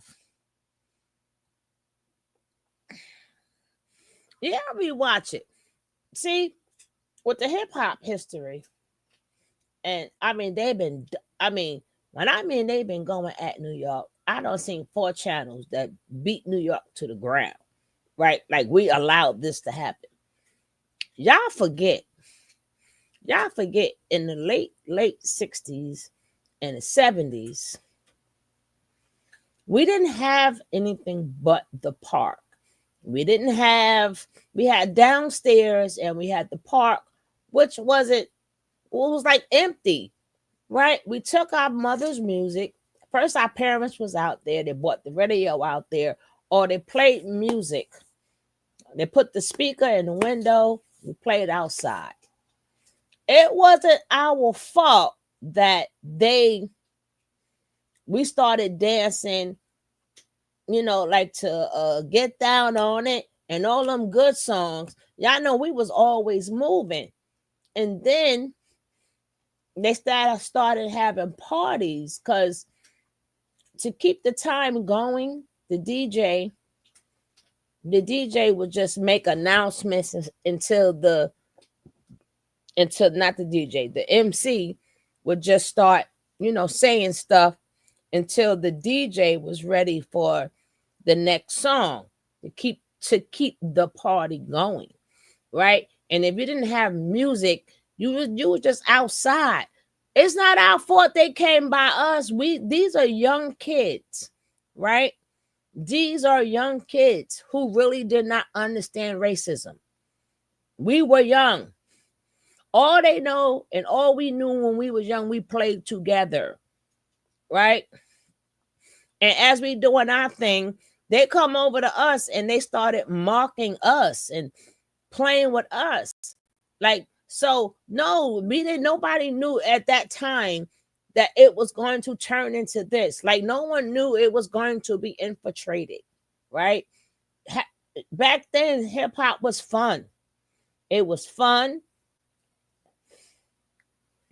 It made you dance. It played a lot of it. They played off of disco beats, Somewhere in the Brooklyn parts, they played more off disco beats, and uptown they played more of James Brown beats and stuff like that, right? So remember, the music that we were sampling there wasn't New York music that we were sampling from. It was Black music that we were sampling from, right? All they did was cut it up. So it's all of our music. It's all of our music. Only thing that made it different was when we didn't have no music, we just kept the rhyme going, which that's how they talked back in the days anyway. Give me 5 on the black hand side. Like, we always, if you even seen that in my other video, they even gave me a copyright strike for that. But we always spoke with a little rhyme, right? We always walked with a little bebop. That's something that we always did in New York. Like, the people that was older than me, and it just transferred down to us, right? So, well, I only listened to the girl, and then you missed out on the best part of hip hop. If you didn't catch early hip hop, girl, you better go catch early hip hop, right? You better go catch the Big Daddy Kanes and the Eric B's and all the fun songs. Girl, you done missed some good music. You missed some good hip hop, right? Remember, you couldn't curse and stuff on the radio. So it wasn't, no, you missed the Heavy D's. You missed the Treacherous 3, right? You missed the Run DMC. Girl, you better go get your childhood back. You better get your childhood back. And they sampled everybody you just named, right? They sampled everybody you named. I think I was too into rock, and they sampled that too, right? Run DMC sampled that too. I told her to walk this way, right? But again, it all depends on where you're at, right? So of course, you had to catch it when it catch on. I don't know what year, wherever you lived, I don't know what year y'all caught on to it. So that would be like a big difference, right? When you caught on to it, right? This is what we just did every single day, right? Especially the Curtis Blow. Ooh, right? Remember the Fat Boys? Stick up. Stick up. Houdini. Oh my goodness. Friends, how many of us have them? friends. Before we go any further, let's be friends, right? That's when the good hip hop. That's when I'm telling you, boy, when you be in the parks and the kids used to have fun and the parents could sit outside, they wondering which one of them kids took their records and scratching over their records. Remember, it was their records. It wasn't our records. It was their records, right? Remember, we learned the music from them because it was their music. That's why we had an ear for the music, because it was played in us, right? So, well, not us, but the DJs knew when they should change the sound. They should go on to other things. Yeah, we had all of that too. We had all of that. I mean, we from the 80s. We had all of that too. We had Duran Duran. We had What a Feel. We had all of that. We had everything. One thing about New York, we had everything because the 80s, the beginning of the 80s, remember, rap was not mainstream. So we had the Duran Durans and the Motley Crues. We had that too, because hip hop wasn't like every video. Remember, wasn't no hip hop videos. It was their videos, right? So we sort of had everything, right? We was a melting pot of kind of the melting pot of everything, right? Like, there's one thing, New York back in the days, like I said, you had every corners had some of everybody. You had some of each type of race and cultures everywhere, right? But for some reason, everybody was drawn to our culture. We special like that. When I say ours, I mean American Black people, right? Remember, we got it from our parents, and most of the music that was coming from, they were playing. Of course, they were not New York artists. They were just R&B artists. We just mixed and matched their music, right? Even jazz. We mixed jazz with, we had some artists, they had the jazz. God rest his soul. Who's the artist who passed away? He mixed the jazz. Eric B. and Rakim. They put the jazz beats in there. Guru. We had Guru. We had a good time. We had the Jungle Brothers, Tribe Called Quest, De La Soul. We had a good balance. We had a good balance of some of everything. A good balance, right? And then when it got down to the West Coast, right, they was playing the funk. Like we had the funk music too. They just played their rhythm came more of the funkiest part, like more funky. But we had that too, right? So that's what connects us all, is our down south roots, right? Our down south roots connect us all. That's why rap was able to grow the way it grew, because the music, let me see, we are at the airport. Oh, all right, Shot Girl. Right. So the music was easy to connect to other people because we were sampling from our parents' music. So they already knew the sound was familiar to them. They knew what records they came from because their parents was listening to the same music. That's why it was easy to connect. That's the thing that made it not a New York thing. When you heard James Brown, like make it funky. When you heard certain beats, our down south family connects all of us. Majority of all of us, all our family members, we have a family member that's from down south, right? So that's all of our connection, right? Now let's go. Career's over. You the only damn fool to try to lose weight after 50. You niggas want to be young so bad. You want your glory back so bad. But I told y'all, now y'all all looking to lose. No comment, Nicole. This is why No politicians comment. don't need you. They know you niggas ain't no real politicians. They know you Negroes ain't been studying your craft. They know y'all only became Masons to get money. They're not stupid. They know all you niggas want to do is perform, rap, and sing. That's it, and get money and get fly. This is why y'all all being destroyed right now, right? But Fat Joe, did you really think that I didn't know about this? I'm trying to be respectful, y'all. This man got booed and disrespected around the world. He's still showing his face around black people. As Let's go. you should. Fat Joe, when you going to admit to the world that Diddy took a handful of baby oil and rubbed your, yeah. When you going to tell the truth, Fat Joe? Huh? You wanted to be Biggie so bad, didn't you? I bet you did.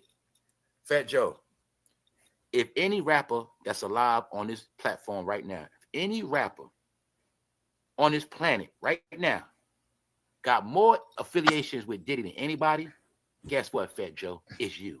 Oops. After Jay-Z, guess who's next in line? It's you. You and Busta Rhymes, LL. Y'all the next in line. So, Fat Joe, why you playing this innocent role? Fat Joe, also, throughout the decades, that's you have nice, the most Indiana. history with Diddy.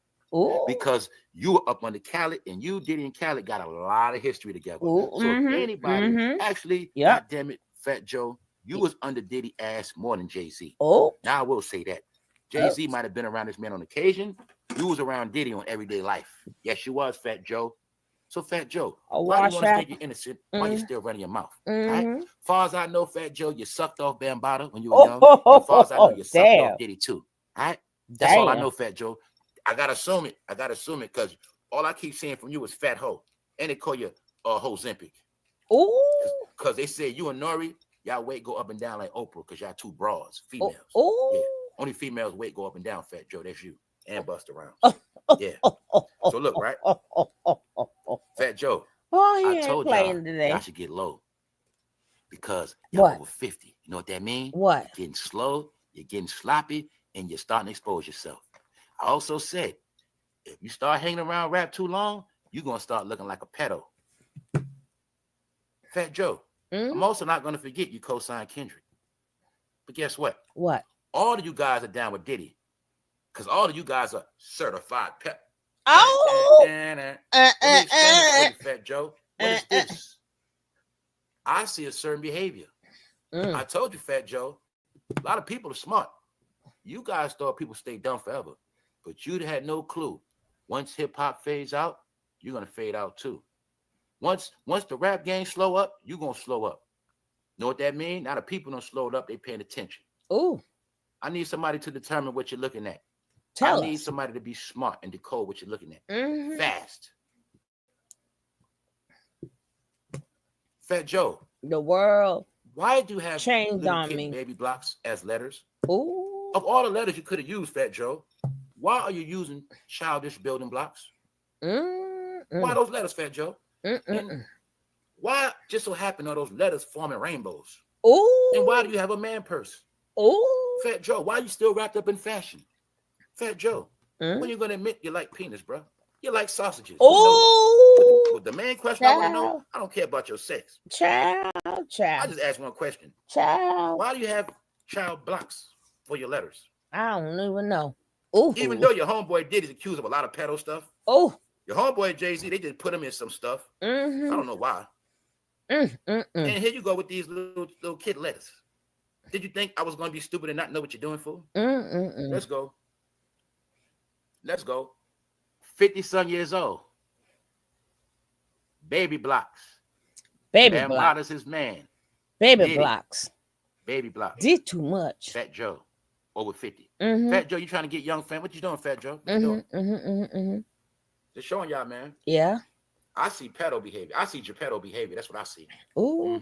Because they know if they don't push that rainbow, they ain't getting no money. Oh. Wherever the rappers go, the rainbow shall follow. Shall I told you follow. they've been exposed already. I told you they code is cracked. If you don't promote that rainbow rapper, you ain't gonna get a penny, Lenny. That's how it's gonna play out. And every time you see one, you're gonna see that pink and you're gonna see that rainbow. I told these fools we know the truth now. All right? Yeah, I see it, right? I want to see who's smart. Ain't no baby blue. You look at those baby blocks. The code is in the baby blocks. Fat Joe ain't never used no baby blocks in his life. A grown-ass rap man ain't got no business with no baby blocks. See? That's why I want to show y'all how everything been right in your face, plain sight.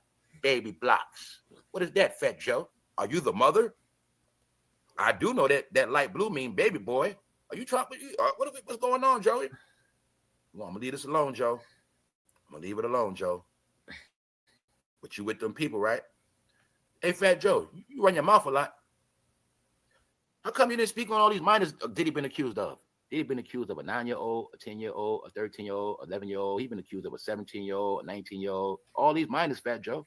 What you got to say about that? I want to know your opinion, Fat Joe. Fat Joe, I never seen a goddamn fat rapping nigga that rap his ass off but get so quiet when it comes to certain topics. Oh, Fat Joe, do you really think black and brown people are so fucking dumb?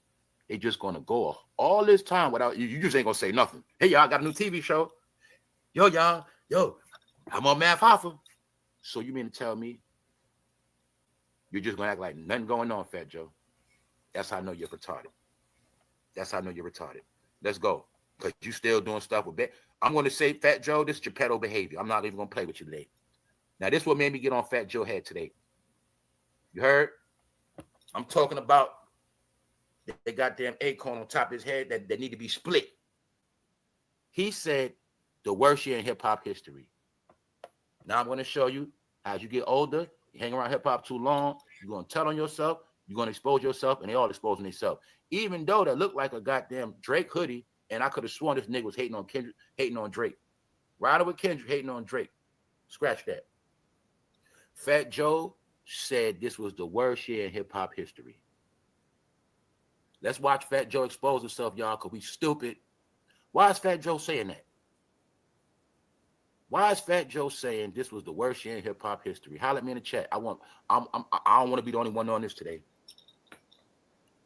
He said this the worst year in hip. Man, in real life, this was the best year I ever had in my life. I don't know about y'all. In real life, this was my best year. I'm gonna tell y'all the truth. For a lot of reasons, too.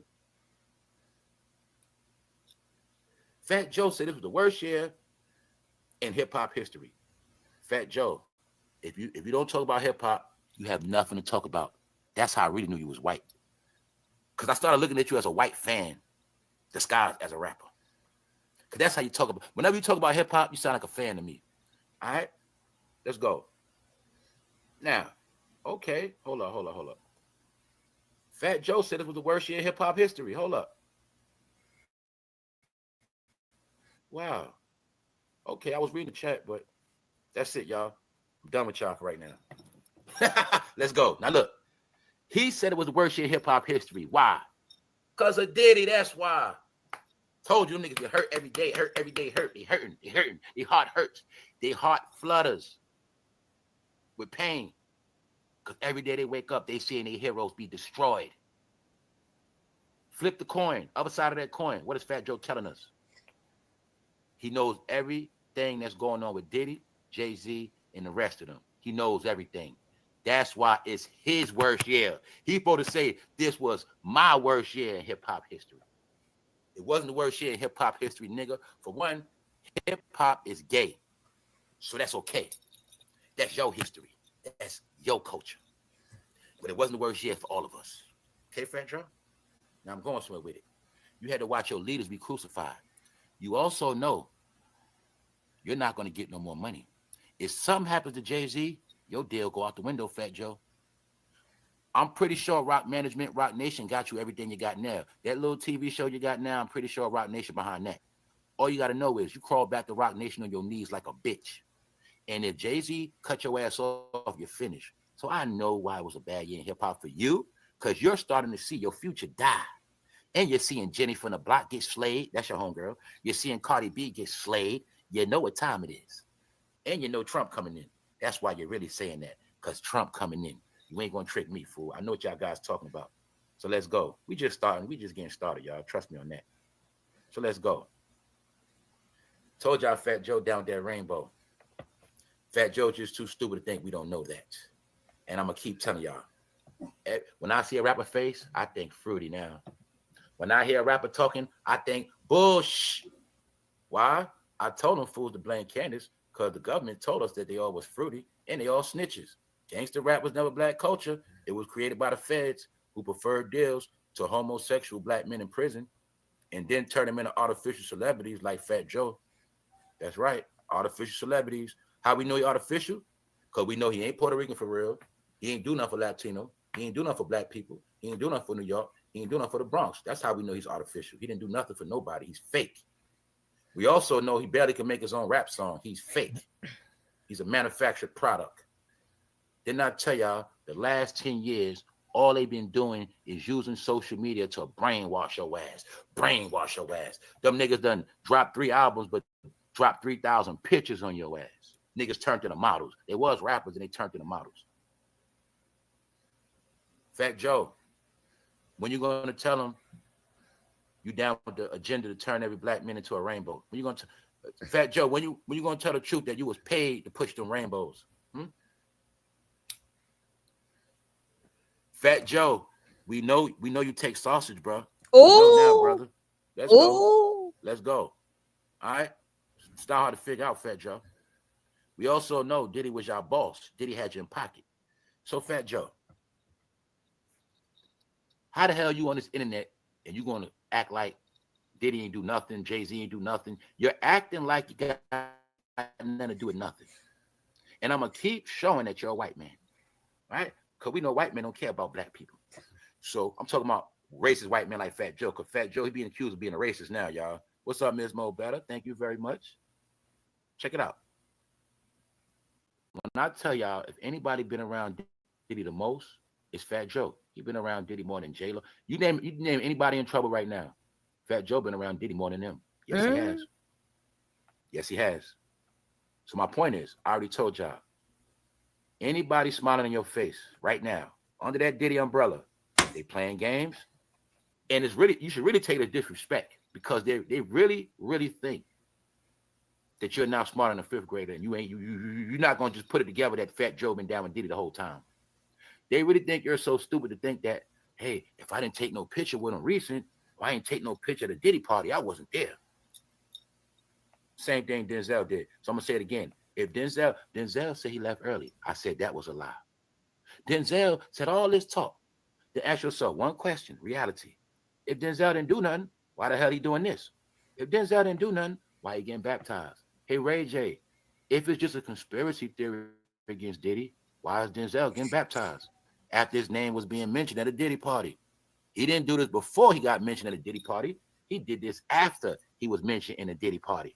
Why is Denzel working so hard, and how the hell does his head turn that gray so fast? Matter of fact, I never saw him with a head full of gray like that. Thank you very much, Black. Salute, family. Bro said he got to hit the road, have a safe trip. Eat good for me too, bro. Have fun. That's right. What's up, Tamiko? Denzel is a fraud. So let's slow this down, y'all, because we're going to talk about Ray J. Ray J said this is a conspiracy. The truth is, y'all, Hollywood is finished. It's destroyed. Mainly Black Hollywood is finished. So Ray J is born and raised in Hollywood. He don't want it to die. Denzel, he been in Hollywood over 30 years. He don't want it to die. He don't want Hollywood to die. The blacks, that's all they got, y'all. They don't want Hollywood to die. No. So you're going to see it's the blacks working hard. They're working so hard. Ray J said it's conspiracy. Okay, Ray J. Why is Denzel trying to get clean? Why did Ellen DeGeneres run? Ray J. Black people not stupid no more. You lucky people can't shoot to their computer and shoot y'all. Y'all lucky. Let's go. All right? Showing you. They always was down with the government. Always. But Fat Joe, this what they think about you now.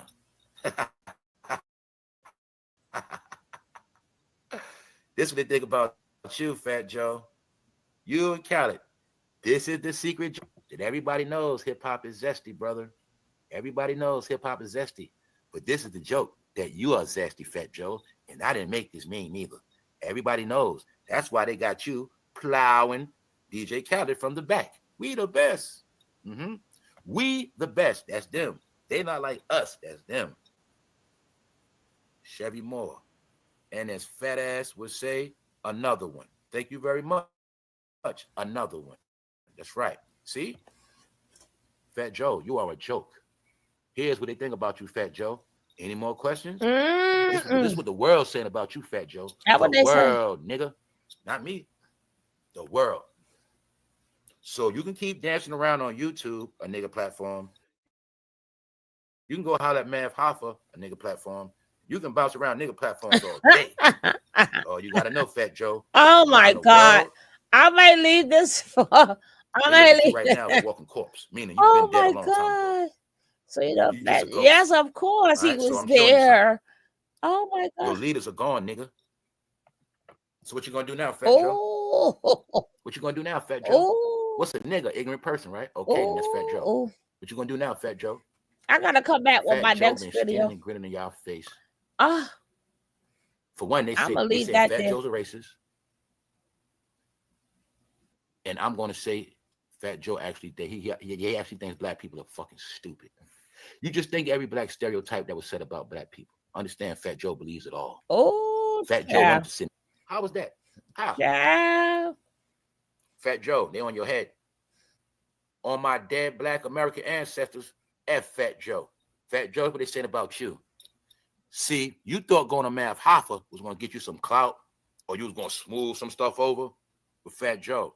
Now you make yourself work. Fat Joe, look like you going your hair out. Fat Joe, let me find out. Somebody done put you on one of my videos. Let me find out, bro. Oh, And guess what? You've been working hard. Oh, But all you got to Lord. know is Oh, Lord. your ass should have ran. Because now this shit ain't going to stop. Now you officially done. White people destroyed you already. Black people destroying you. Now the goddamn Spanish people done woke up. They destroying your ass too. You're finished, Fat Joe. Child. Like I said, Remy Ma, Papoose, fake. Yep. Fake shenanigans, fake beef. Yep. Fat Joe's control both of them. Yep. Both of them. Yep. I told y'all, anybody under them, your career is finished. Yep. Fat Joe pimped the fuck out of Remy for 2 hits. Yep. Huh? Lean back and all the way up. Where Remy career at now? We looked at Remy net worth. Papoose is a flunky. Flunky. They was selling us that whole jail gimmick, y'all. They was selling. Everybody know about Orange and Black. My people that know about Orange Black. You see what's up, right? Was it Remy in jail? Their job was to promote jail. Promote jail. Go to jail. When you're a rapper, you got to promote go to jail. You got to promote dying. And you got to promote being gay. That's Or right. drugs. So Or now you're gonna drugs. see. Mhm. See, his color was orange, right? My Uh-huh. people that got members only, y'all know what's up. Everybody else, I guess y'all gonna stay stupid. Mm. No disrespect. But that's when I put in that work to show these fools they're not tricking nobody no more. You're gonna see DJ Khaled in orange. These guys are with the jail program. Huh? Orange represents the orange jumpsuit you're gonna be in when you listen to hip hop too long. All right, that's what happened. All right. So also understand that. That recent beef they had, Remy and Papoose, is all fake. Mm-hmm. Papoose has I a told y'all. podcast, but he works for LL Cool J. I told Another y'all. Flamer. They're all Uh-huh. flamers. Papoose is bisexual. Every rapper is bisexual because they gotta be bisexual. Ooh. But they didn't think we would know that. Ooh. They're all bisexual. They should all come out. Child. When I told y'all the rappers and This too much. This too much. This too much. You said now he about to lead over. Yeah, we're gonna continue with this. We are definitely going to continue with this. But I told you that day when that guy sat up there and we watched it, and he went and disrespected Rem on that rap battle, and she sat there in a daze and took that, right? She sat there in a daze and took that. I'm like, nah, you can't get me to believe nothing. I keep telling y'all, everything is a script. Y'all, I gotta prove it to y'all all the time. All this is a script, baby. It's a script. Y'all just sit back and just enjoy the show. Do not get y'all selves emotionally. Don't put your emotions in none of this. I don't care if it's YouTube or whatever. Do not put your emotions in nothing. Sit back and enjoy the show. Just like the stories, we know the stories ain't real. If you ever watch the soap operas, we still talk about the soap operas, but we also know it ain't real. But we damn sure talk about it. That's how y'all got to start seeing this shit. All of this shit. Like, we don't know what's real. We can talk about it, but we know it ain't real. Like, you got people that's real stands to this fake stuff, right? They real stands. They really spending $2,000 and $3,000 for a ticket. Every time you turn around, they got another product. I'm selling this. I'm selling that. I'm like, we ain't got no more money for y'all. We don't sell us nothing else. Like, my God, like, they want all the money. They want all the money. You don't see where, again, maybe they cannot, but they should be, all they boys should have businesses by now. Like, in other races, all they boys got businesses. Not everybody working for you because you got all the businesses. I'd be like, damn. No, we don't want to buy no more perfume. We don't want to buy no more face care. Like, everybody got face care. Everybody got perfume. Everybody got hair products. I'm like, it's the same fucking ingredients. Same damn ingredients. We tired of buying y'all names and y'all faces. Y'all better wake up. Y'all better wake up and stop thinking there's a lot of this stuff is freaking real. They have people go up. They got people go down. Right now it's Ashanti. Ashanti finally gets her turn. Right? She finally get her turn. They told Rihanna, sit back. I don't know why they got Rihanna sitting back, but they got her sitting back for a little bit. Right? And they got her out here married and happy. You know that ain't gonna last long. Because sometimes when she be having too much fun, y'all ever look at Rocky face? When she was at that Mariah Carey, having her a good time, Rocky be looking like I ain't with her, right? Look how Rocky face be looking at Rihanna like I ain't with her. I don't know her. I know she a billionaire. Yeah, she the mother of my kids, but I don't know her, right? If you ever look at Rocky, he be always looking like I don't know her. That's even down to this cult shit. It's like, here they go. Oh, this one left the cult. Stop with the bullshit. They still in the cult. They brainwashed. They're not even brainwashed anymore. That is their way of living. That's their way of living. Y'all people just can't accept. That is their way of living. They have got accustomed to living like that they are no longer brainwashed. That is their way of living. They choose to want to follow him and do it. They get something out of it too. They're no longer getting abused or nothing like that. But you guys, y'all be wanting to see more and feel. Y'all be wanting to feel more than what feeling should not be there. No, they never laugh. But I'm definitely going to go to Umi because Mr. Nature Nut is supposed to have made a phone call to Mr. Pharaoh. So I'm going to do that one right now. I'm going to cut this off. And I will definitely be back on, right? I'm doing that while I got the pots on. So when y'all be seeing me leaving, I go check on my pots. All right, guys. I am definitely out of here. Here we go.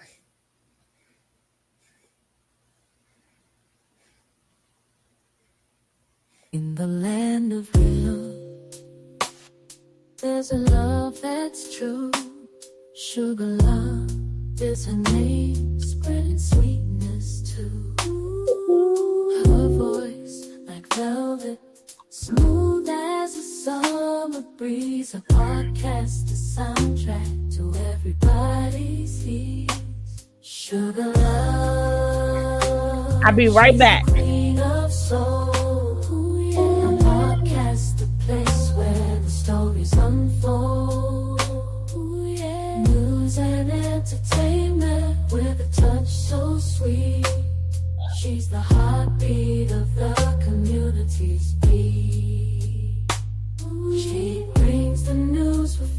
flavor like a cup of hot tea, uncovering stories, bringing light to what we see. With her infectious laughter, she uplifts every soul. Sugar love, she's the one who makes us feel whole. She's the one who makes us feel whole.